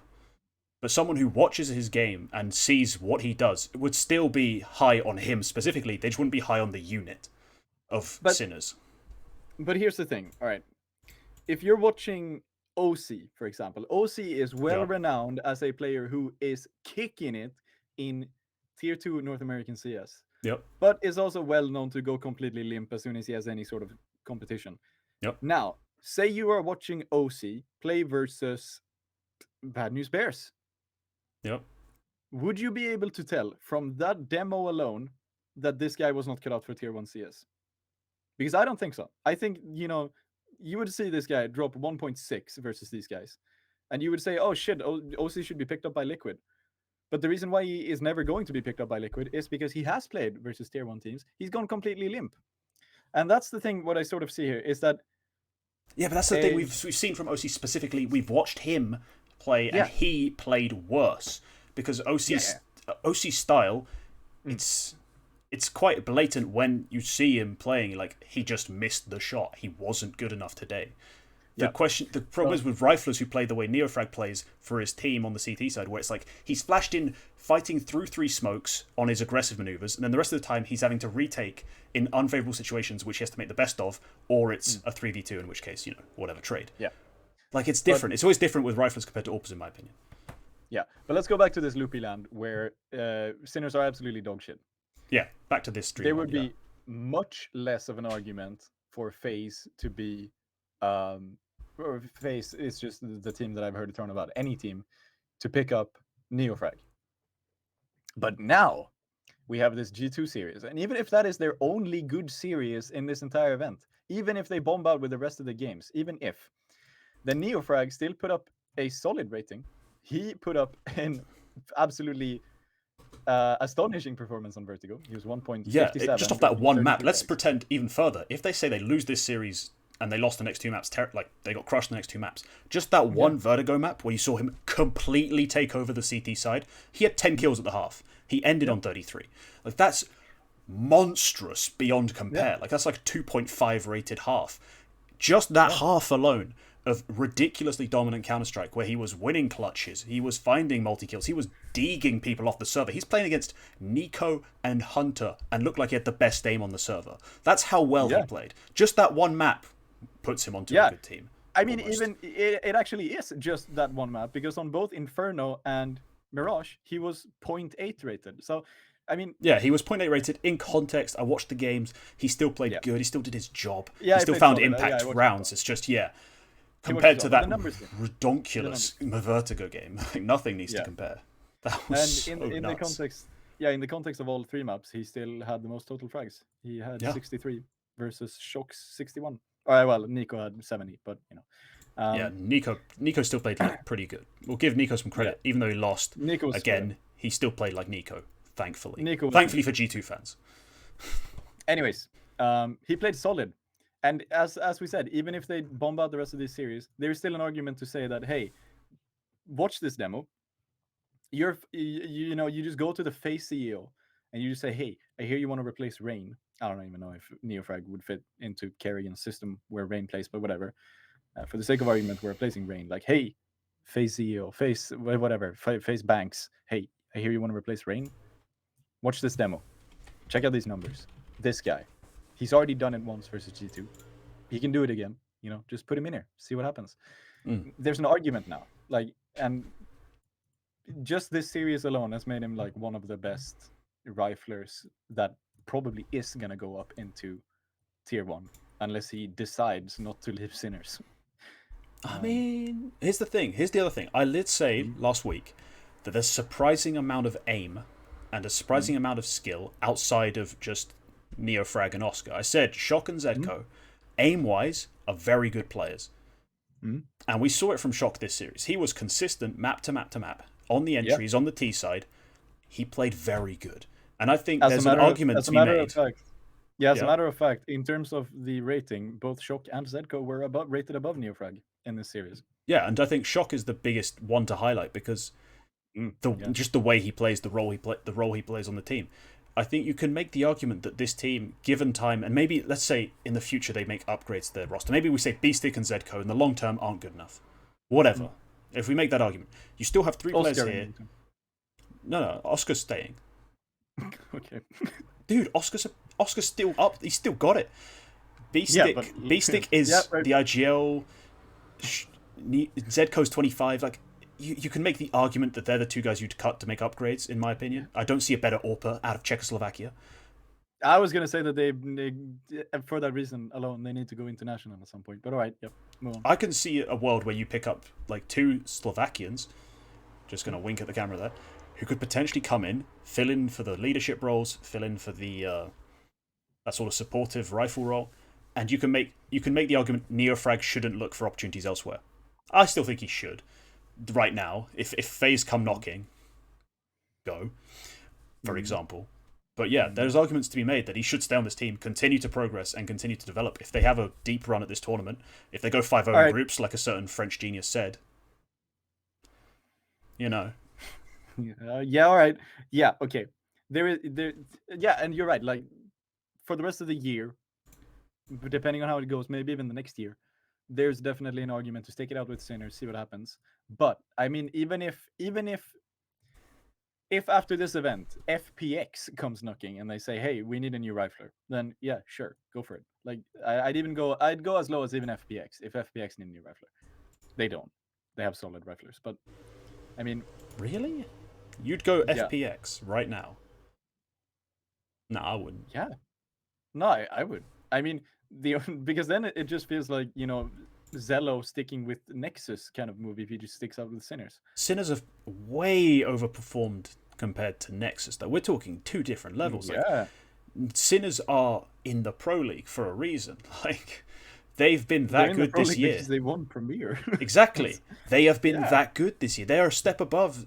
Like, there's no way. Yeah, like, right, you're comparing them to a team like that who are struggling to break the top 50 and consistently. Like, it's quite a big difference. Yeah, that's fair. I just feel like there's not enough talent in Sinners or in Czechoslovakia. Fuck, I mean Czechia. I'm sorry, this is not the 80s. No, but we'll consider the region. I think we should consider the region because when we extend it to both countries, we got the likes of Stiko, Zero, like these kinds of guys who you can bring in to fill, especially those two roles I was talking about filling. And you've got a solid argument to make that this team could really contend. Yeah, all right. There's not enough known talent in Czechia or Slovakia to be able to put together a good squad who are going to be good for years to come. I think especially Oscar is the liability because even if he doesn't go, you know, completely shit, he's getting older. He has a life. You know, he already went limp because of some family tragedy, which I guess, you know, that's fair for him. I mean, I can't blame him for that. Give him some space on that, yeah. Yeah, I can't blame it. I can't blame him for that. But obviously, something could happen, and it could fuck everything up. So that's my idea, and that's where I sort of feel like Sinners might need to go international. And if they do, then absolutely stick it out with Sinners. Absolutely, because if Sinners are, I don't know the size of the Sinners org, but if they are able to like get solid tier 2 players, out of, you know, Europe as a whole, then yeah, Neofrag should definitely stick that out. I'm sure you could find a dozen European tier 2 IGLs who are better than Beastick. Sure, absolutely. But if they are hell bent on sticking it out with the region of Czechia, then I think Neofrag's best chance of being good in European Counter-Strike is to leave Sinners given the first opportunity in a good team. Better than FPX though. I wouldn't leave for FPX. I don't think FPX are the guys. Depends on who he's replacing, but yes. They're not my first pick. But that being said, Sinners yes are good. Sinners yes are legit. Sinners are good, and Sinners are going finals. Anyway, now that we agree about that, all right, yeah, moving on. To wrap the show up, which is not going to be until like another half hour, but because we now have recent news. Not a lot have happened this week. We've already touched on the two of these points briefly. But to begin with, last time we talked about the Turkish super team, Oh yeah. which has now, like the day after, was made known as Eternal Fire, with a slightly different roster than what we were led to believe. We were led to believe that X-Floud, I don't know, That guy. this guy was supposed to be on the team, but instead they have announced a team with Issa. And Issa is going to. Now, I have some info here from the article. Zantares, as the most experienced player, is calling. They are coached by a guy named Bishop, and Issa is currently taking Turkish lessons. And because of that, they are currently having English comms until he's comfortable enough to call in Turkish. Now, I heard a thing the other day, which I think might be true, about Xfloud. Xfloud was actually supposed to be on this team, and he got absolutely, like, do you remember the entire Sadix thing on EMS? Vaguely, yeah. Where Sadix was signed by EMS, and then someone else was made available, and they decided, oh no, we don't want to keep Sadix anymore. Okay, yeah. And then he was just sort of benched on EMS without having played a single series. And he was benched for a long time. Anyways, that sort of thing. That was one of the biggest fuckings in or fuckovers in CS history, in my opinion. It was like that and Abel J being benched for 5 years. Then, like, well, everyone told him two. not to sign a contract that long. I'm sorry, that's on them. Those two. But I there is another candidate, because what I have heard is that Xfloud was supposed to be on this team, benched himself from Gorillas, and was then told, "Holy fuck, your buyout is expensive as fuck. Sorry, we can't buy you. You just." And now he's just benched on Gorillas, and the team he was supposed to go to couldn't afford him. Which what a muppet. is just, yeah, I feel really bad for him. But that is like, I think I want to say that is beating out the Sadix fucking and the Abel J fucking as one of the biggest fuckings of a CSGO player in CS history. It's just what an idiot. I think the only person who, but to be fair, out of those three, Sadix is the only one who wasn't a complete idiot. Because Sadix, it wasn't entirely his own decisions that led to his downfall. Like, what is he doing? Like, he's going, hey, yeah, I'm going to go join this team, with no conscious understanding of his own worth, his contract he has sign's worth, and like what the even process would be for him to go and join this team. Like, he's just mugged himself off. Yeah, what I would imagine this thing being is that before this team got an org, Zantares, Calix, Emor, and what's his name, Voxic, those four just sort of had a team, and then they were like, oh, we need a fifth. Well, okay, Xfloud, do you want to join? And he was like, yeah, sure. Benched himself. Then they found the org, Eternal Fire, and they were like, yeah, sure, we can buy out Emor. I don't know did they buy out Zantares? I think they did. I can't tell you for sure. I don't know either way. Anyways, yeah, I guess Zantares could buy out his own contract. He's fucking rich. Yeah, one stream, buyout contract. Yeah, one stream, goodbye. But yeah, so they bought out Emor. They maybe bought out Zantares, and then they were like, okay, so who's the fifth? Oh, it's Xfloud. Can you buy him out? No. I was like, I guess that's what happened. I still think he's a muppet then. Oh, wait, hang on. Actually, they bought out Issa from OG's contract. Yeah, but how long has he been sat on that contract? It might not be as valuable as it was way back when they benched him. Oh, maybe Xfloud like just signed a 2-year contract with this supposed Gorillas org. The Muppet. Which apparently is real. Anyways, stupid. They've played an event, a local Turkish event. Yeah, all Turkey, just in case anyone gets excited off what we're about to say.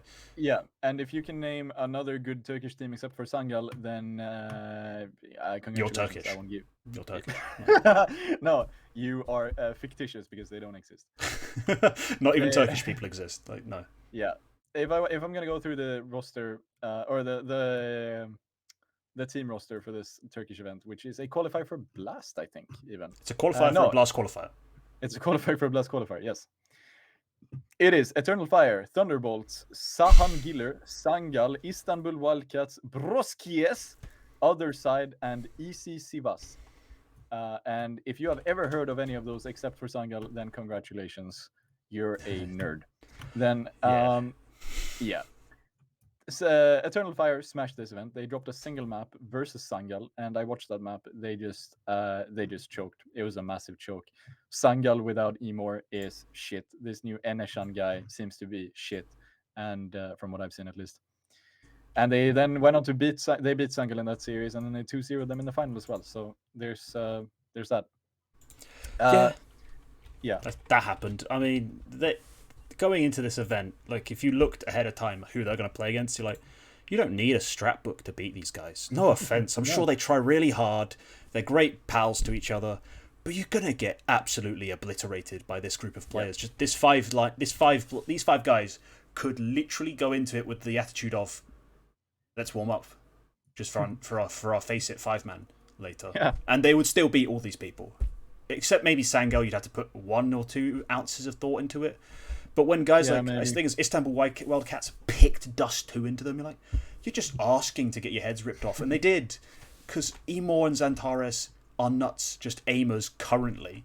QuackeCS has been a great AWPer, well, a very good AWPer at times in his career, not on Cloud9, but other times. And then Calix and Issa, both have been kind of dead because of, not playing much. But both are known to be tier 1 quality, somewhat, or like riflers. You're not going to beat them on Dust 2, and none of these teams stood a chance. It's just the most meh sort of result you can really ask for. Like, yeah, cool, nice warm up. Now when's the real thing? Yeah. So Xantares led the way. 1.53 event rating in 9 maps. Wait till you see his impact. Oh my god. Oh, I didn't even check. He was playing a pretty hard entry role from what I saw. He was playing one of the entry players. So, wait, that was all time. I was on all time. Shit, when was this event? This month? Oh, Jesus Christ. Okay, 1.62. Holy moly, macaroni. Yeah, this guy's insane, as if anyone didn't already know. We know he's nuts. He's like, he played a hard entry and had 0.6 deaths per round. That's just stupid. It means he's running out and killing everyone. And that's basically what the game was to watch. It was just, oh, hey, Emor, hey, Xantares. Oh, that's the bomb site. Cool. All right. Yeah. It's not really strategy, is it? Yeah, it was good to see QuackeCS kicking in as well, because he was pretty nuts. Or he was not nuts, he was the opposite of nuts. He was bad. Trash. On Cloud9. Oh, yeah, he didn't look like a tier 1 player, though. Yeah. Emor had his usual opening kill stats, 27% attempts, 55.7% success. Bit actually below. That's actually a bit below what he was before, because he's now playing with Xantares, who is playing a hard entry alongside him, or slightly ahead of him. Also, speaking of opening kills, the highest when we're talking about opening kill rating, QuackeCS is actually leading with rating. 24.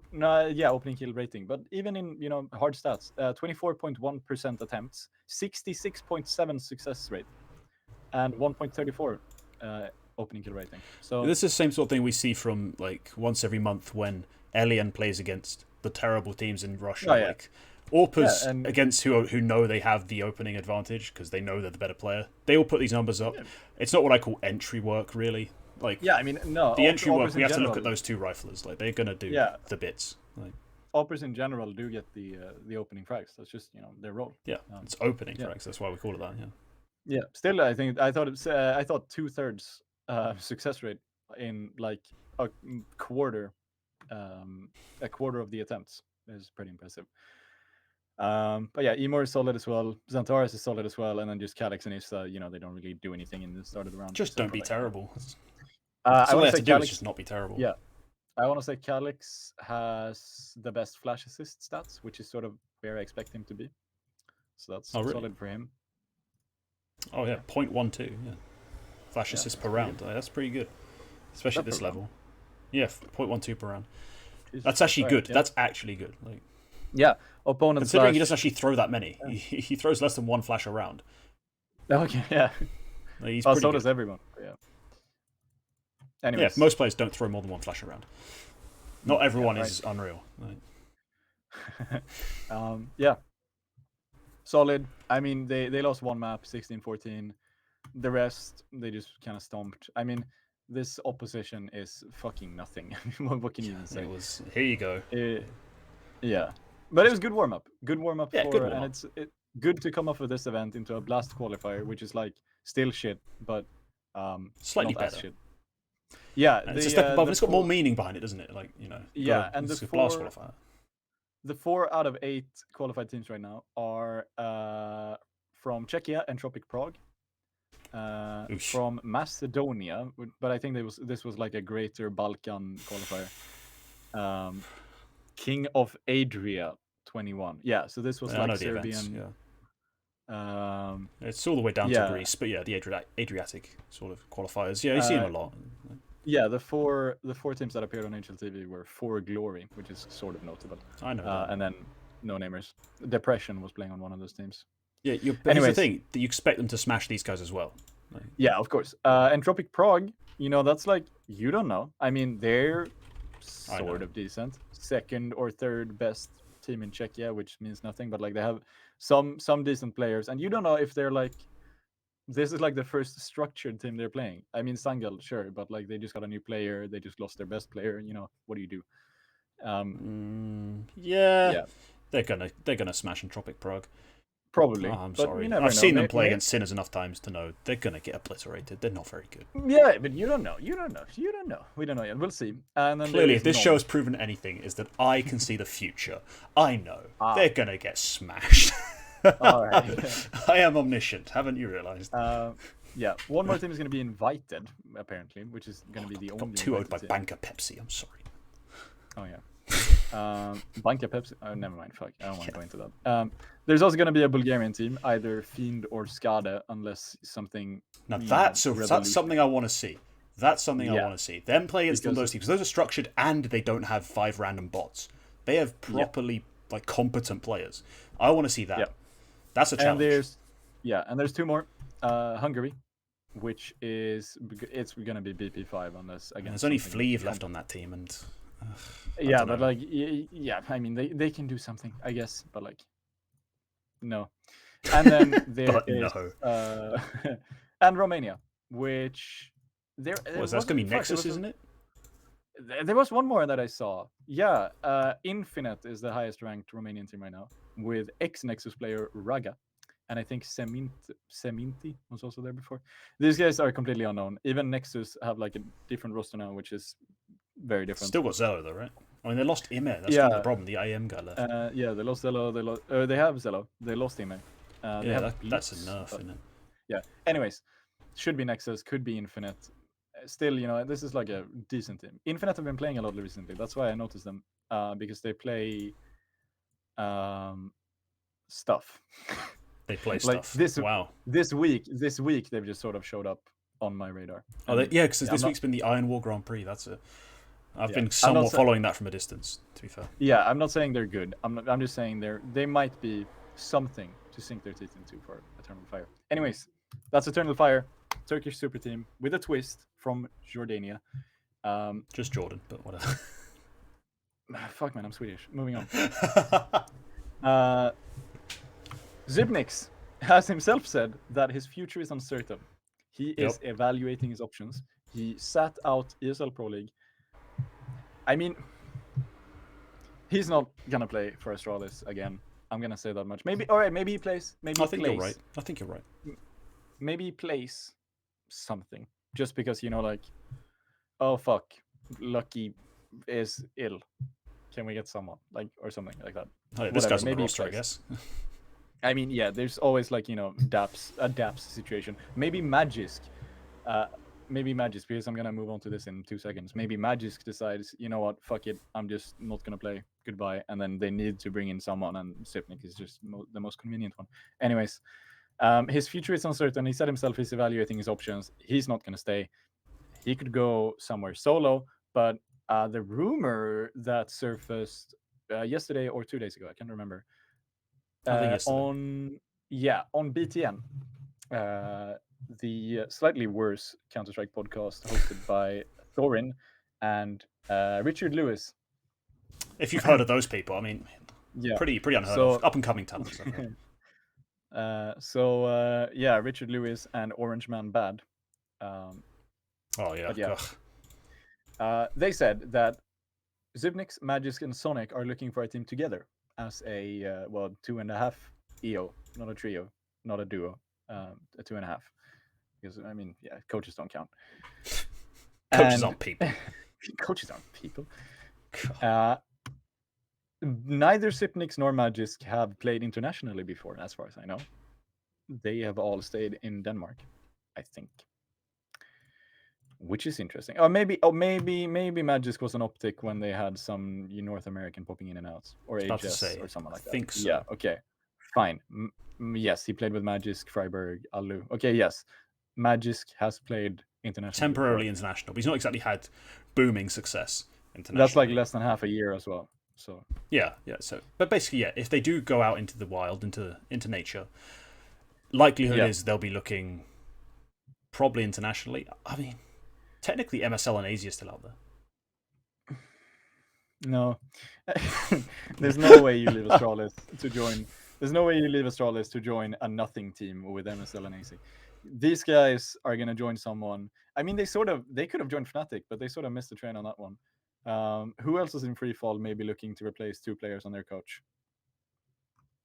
No, it's a bit late for because most people have made the moves they wanted to make. Not necessarily needed in every case, but wanted definitely. I mean, FaZe could always get Sipnix. Complexity could always get Magisk. Anyone could get Sonic. Could you see FaZe making a more than one move, bringing in both? Not those 2. No. Okay. Just curious. The 2 moves you would make would be Olofmeister and Rain. Yep. And I would replace Olofmeister with Sipnix, but I would not replace Rain with Magisk. Would you, if let's say you're the FaZe org, would you want to attempt it if Karrigan tells you he'll play Rain's roles? No. Okay. What kind of question is that? Why would Karrigan be better than Rain? I mean, I'm not saying he would be better. I'm saying that Magisk coming in playing Magisk plus Zipnix would be just better, even if the roles didn't perfectly fit. Like, maybe you'd consider it for that aspect. Oh, here's one. Could you see G2 going nuts and replacing 2 of their players with Magisk and Sipnix? The problem is, the only 2, if they're replacing 2 players, they're not replacing Nexa, which I'm sure is most people's dream. They need, Unless you're Pimp, who you think Nexa's the second best IGL in the world. Whatever reason. And I don't think I think Jax, Amanek would be the 2 that they'd remove. They'd want to remove. I don't like that fit. You're basically asking Nico or Hunter to be like a support hard entry type role. Yeah. Unless Nexa finally decides to stop being in the backlines, but that doesn't look likely, does it? So I don't see that happening realistically. No, I wouldn't wish it upon them. Yeah, I'm looking through the European ranking right now, and out of the top 11 teams, because those are the only ones even remotely worth looking at in the context of this 3 individuals, none of them have any interest of getting all 3. I mean, the ones that stand out would be, I mean, before S-Tag joined, I would definitely have put Sipnix in there. Now, hence why I said the teams who would need or would want to make changes have, for the most part. So but I could see JKS being replaced by Magisk, and in that context, before S-Tag, I could have seen both. That's Rush and JKS being replaced by Sipnix. And plus, before didn't they just change coach? Yeah, Peacemaker as well. I mean, Sonic is an upgrade over Peacemaker any day. Oh yeah, any day of the week. Yeah. But now, if they're looking for a trio, or if they're looking for a team as a trio, then no, that's not happening. OG, no. Mouse, no. Big, no. Vitality, no. I'm kidding. I mean, FaZe, okay. I mean, no, I don't see Rain being replaced by Magisk. No. I mean, I'm not saying these things will happen. I'm just trying to see if there's anyone I think left who could make 2 changes like that. I guess it's FaZe. I guess who can also have the org behind them to make that kind of signing as well. Yeah. I guess it'd be FaZe, but I don't really see it. I don't get what the plan is if they do leave. Yeah, I don't know either. Make your own team. Pick up who? NATO Safix, finally, he gets a real team. I doubt it. No one seems to want to, for whatever reason. NATO Safix is a good AWPer. He just never gets to be. He never gets to be on a team. He's always a stand-in. Yeah, he's all right. I'm just like, why would you? You're fucking. You've got no other choice, do you? Who else are you gonna sign? I don't Device, know. bit late. Fucking nobody.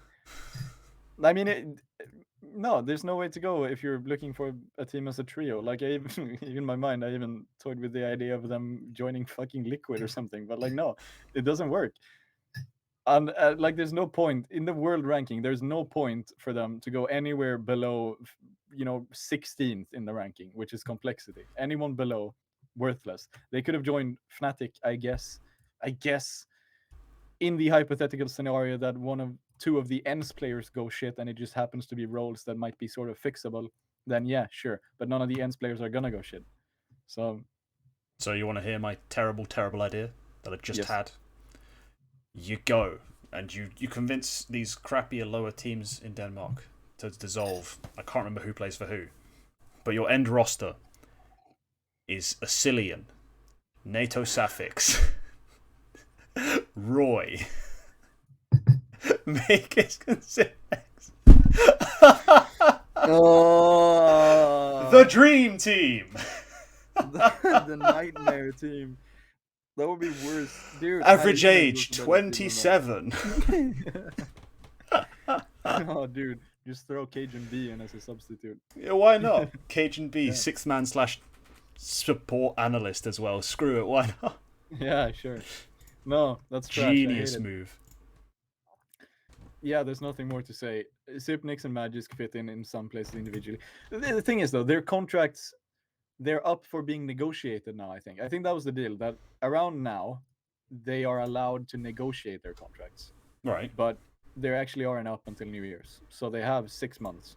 And we all know what could happen in 6 months. Oh, maybe yeah. Maybe Complexity decide that we are going to replace JKS either way. Maybe FaZe decide, hey, now it actually makes sense. Yeah, or maybe Heroic decide to stop being good, and yeah, maybe Land comes back and Heroic are terrible, and then they go, hey, why not? Yeah, so yeah, right. Moving on. Other Danish news: Config. We briefly touched on this before. Oh Config, yeah, he broke himself, didn't he? Yeah, he is knocked out of action for 4 to 6 weeks. Because as the second player of this Complexity roster, he is undergoing surgery and has to take a break because of that. And as the previous player on Complexity who had to undergo arm surgery, I think it was arm surgery in Poison's case as well, he's replaced by NATO Suffix on a temporary basis. That's what you love about NATO Suffix. He can be a stand-in for anyone. He can stand in for your AWP, for your Rifler, for your IGL. Screw it, anyone. You bring in NATO Suffix, and he'll be fine for a bit. I can't wait to see who is getting surgery for 2022. Blame F. He's going to tear a bicep or something. Yeah. No. So the reason why he's broken is because he has a wrist injury. He has broken and dislocated his wrist. Undergoes surgery. I remember hearing why it was. I think it was like he slipped on a wet floor or something. Like it was at an airport, I think. Like it was something like that. It wasn't like a motorbike accident or like half these Counter-Strike players playing football. Like yeah. That's always the craziest one for me to hear. Hang on, he made a series of tweets. Let me see if I can find it. Or some people might imply he was beating his meat so furiously he dislocated his wrist. Yeah, here it doesn't seem very likely. Here's the. Oh yeah, it is actually exactly what I said. I was walking and looked at my phone in an airport and slipped on water on the floor, fell and slammed my hand into a handrail, which caused the wrist to shatter. Absolutely sounds like a lie, and I can't believe that it is even reality. I went to Serbia and got it checked out, but they didn't notice the shattered wrist, so I still played a few pracs with the team. Still managed to dominate some teams with a broken wrist, by the way. Lol. Love it, Config. Gotta talk that shit still. And it's the right hand, of course, so his mouse is fucked. It's not just the keyboard. Yeah, but it's the thing. I think it'd be more painful on the left because the tendons that go through because of all the just clicking of all the little your little finger and stuff. Those tendons running through. When you damage your wrist, that stuff really hurts. So I guess in a way it might be slightly less painful, which is why he was able to play through it because it's just moving left and right mostly. But still, my God. I don't know. Maybe he's a wrist player. I'm a wrist player. Who knows? Still, I'd expect it to be slightly less painful just in my experience of wrist injuries than your left. Mm. But that being said, the fact that he played through it is mental. And the fact that the Serbian doctors were like, It's fine. You're fine. You're fine. No problem. Just have a drink, pussy. What are you doing? God. Yeah. I had a mild wrist injury a couple of weeks ago, and I was playing better, so I don't know what the fuck config is about. But yeah. Anyways, NATO. NATO they're playing right now. I just realized I can check how NATO is doing. I was about to say he's gonna be shit, but I can actually check if he is shit. He's bottom of the scoreboard, but that doesn't mean much. Yeah, S-Tag was top of the scoreboard. That's pretty sick. Yeah, NATO is bottom of the scoreboard in both maps so far. So yeah, it's what you expect from the standing, right? You just expect him to be better than a coach who'd go like 3-20. That's kind of what you're aiming for. Yeah, but like the thing about this is we can't really say anything. Like NATO is gonna do his best. He's still gonna be like sub 1.0 rated. Complexity are not gonna make playoffs. Config is gonna come back. He's gonna be as good as usual. Yeah, great on Mirage, okay on everything else. Yeah, and yeah, and then you know, I guess the Juggernaut success story is gonna have to be postponed for a couple of more weeks. We wish Config a year at least. Yeah. We wish Config a speedy recovery, of course, and we wish all the best of luck to NATO Suffix. Again. Yeah, and we are moving on to our final point, also Danish. To complete the Danish hat trick of today, Borup has joined Mad Lions in place of Spella. Yeah. Maybe now Mad Lions will be good. Lol. Yeah, I like this Mad Lions team, and because I think it is a talent factory. I've had to watch some of their demos. I hate it. Okay. Watching it made me miserable. Oh, because I had to watch Warrior 2K's point of view, and he plays. He plays like he knows he's good, and it's annoying. Yeah, I've never seen an AWPer in a proper game jump around with his knife out in his own spawn for 30 seconds, then go and get a double kill. Like, I just. Okay. Why? Like, he wasn't like jump spotting something. He was genuinely just b-hopping around, just because he knew it was A site overpass and he didn't have to go anywhere for a while. It's like, come on. Like, he's not even playing with his teammate on A site who had to like try and hold connector and toilets for it by himself. He was just knife out, jumping around. And like I saw him throw flashbangs that were just like, I guess this is technically a flashbang. And he just chucked it off the side of the map. I was like, what's the point of that? And he then peeked off the back of it. Sure, there's no one there. He got lucky. But come on. Like, what is... It wasn't Counter-Strike. And if you look at the rest of the team, they were just kind of doing stuff. It wasn't a team. I just didn't like watching it. That's fair. That's fair. They are coached by Kuban. So I'm guessing that's all going to improve over time. I'm hoping that's going to improve. Because some of these players are exciting. I mean, it's TMB, who was sort of the hot commodity a couple of months or years ago. Yeah. There is JL, who, I can't see stats now, but he is solid. When he started out, he was shit. Now he is solid. Let me just see, last 3 months. Yeah, 1.11, which is solid. There's Saucel, who is also pretty solid. He's the guy who was supposed to be on the new Movie Star Riders, but they couldn't get him. They wanted him, and they tried, and they couldn't. That's why they ended up going with Dav1G or Davig, whatever it's called.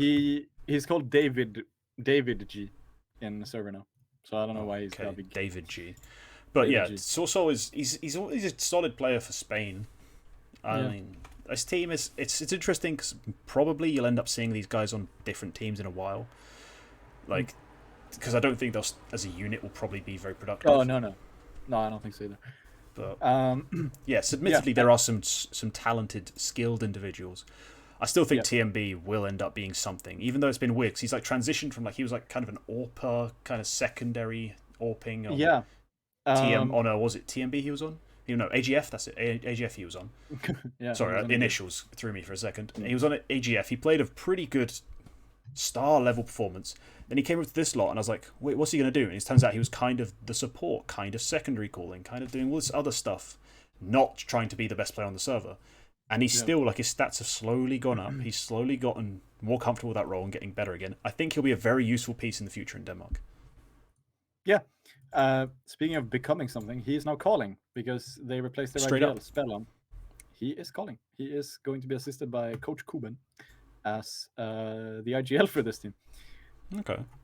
Nice, I guess. I mean, yeah, I don't know. Maybe he's going to be another good Danish IGL. Maybe he's going to be... Yeah, we don't have enough of those, so yeah, let's bring another one. Maybe, yeah. I don't know.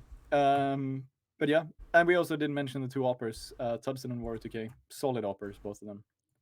I hate War 2K, but I think Tudson's got potential. I mean, War 2K is good. Like, even if you hate him, like, he's a good player. You can't really say much else. And then now they have Borup, who is the best aimer in Denmark, hands down. Don't quote me on that. Don't quote me on that.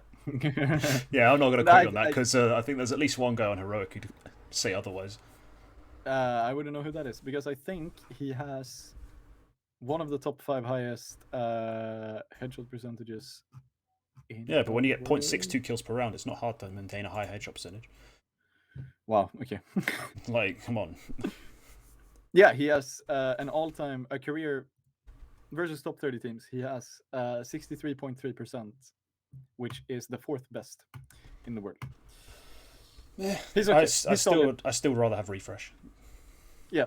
Aim for aim. The IGL role is going to be held by TMB, which is interesting. But anyways, Borup coming in is exciting. I like Borup. Yeah, he's a good support player. I don't see how you could dislike Borup. No, I don't know if I disliked him. I just don't think I think his aim, his headshot percentage, overblows his aim / his skill, kind of. But he's still a very, very good player. Plays the support role pretty well. I don't hate the move for him. Another thing, and another thing about Borup coming on, I always thought that Borup was like in the 23, 24-year-old range, which is like when you're kicked from Heroic. No, yeah, but when you're like 23, 24, you're kicked from one of the best teams in the world. You start your own project, it fails within a few months.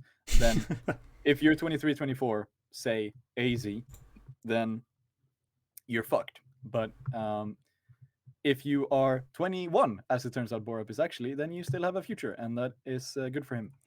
Because I'd actually lost all hope about Borup. But now that I know that he's 2 years younger than I thought he was, and now he's got this chance at Mad Lions to really shine. I mean, JL, he was also dog shit in the start of it. Maybe, you know. Yeah, the only players performing at the start were Warrior 2K, statistically performing. In terms of what they were doing on the server is a different question. Warrior 2K, Tudson, and then one of the Sassol was also putting up some numbers.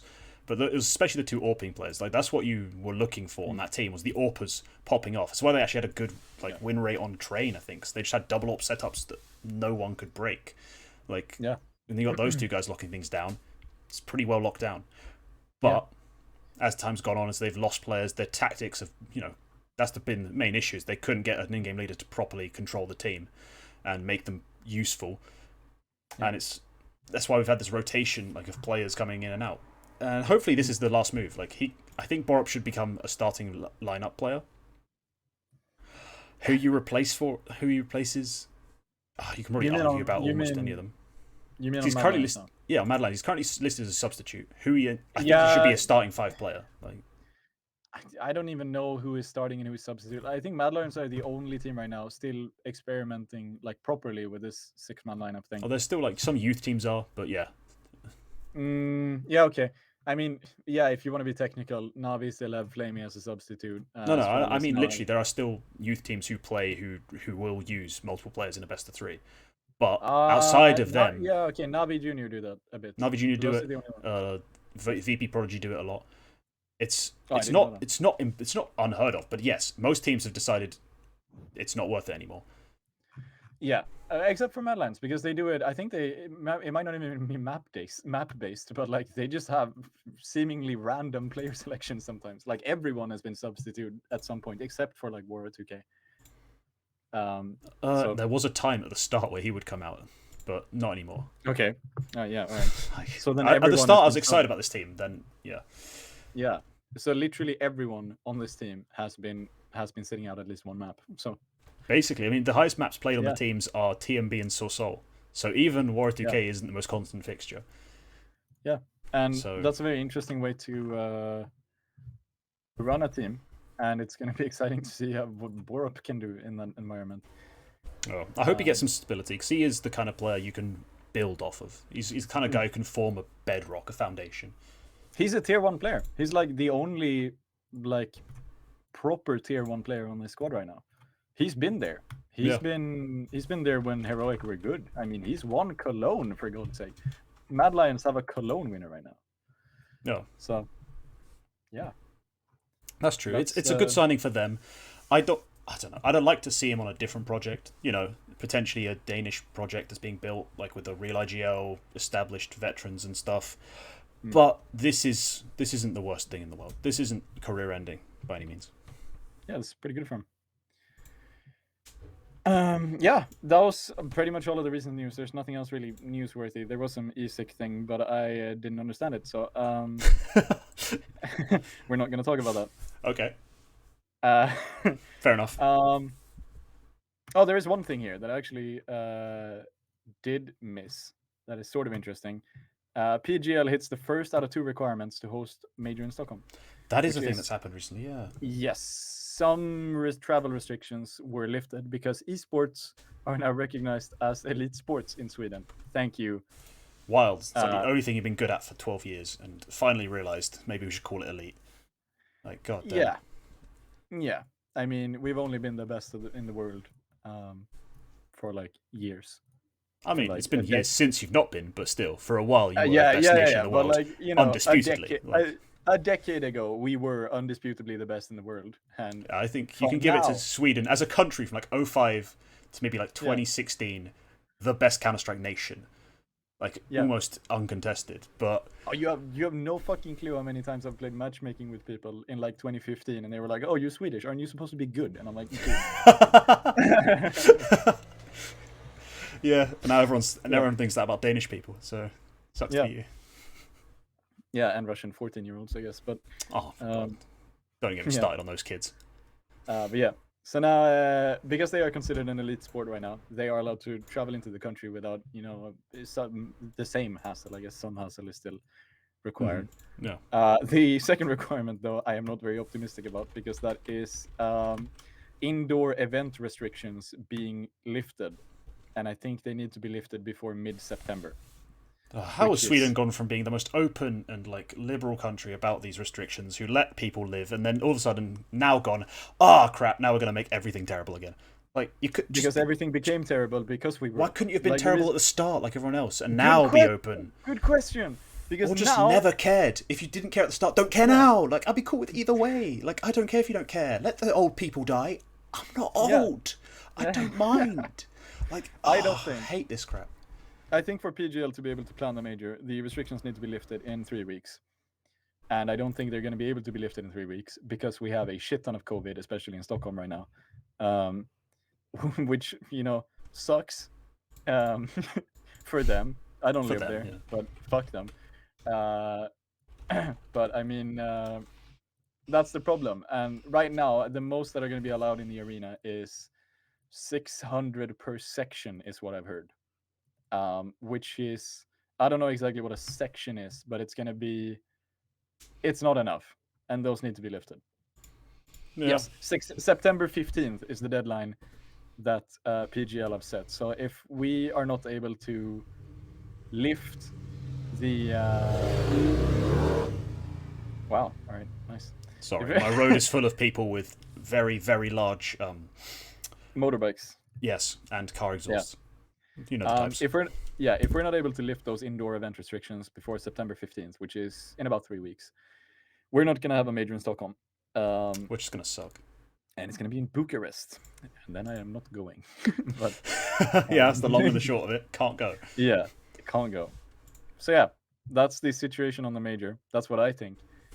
As an expert epidemiologist and... you know, all of those things. Like we all are now. I guess that's how it was. Yeah.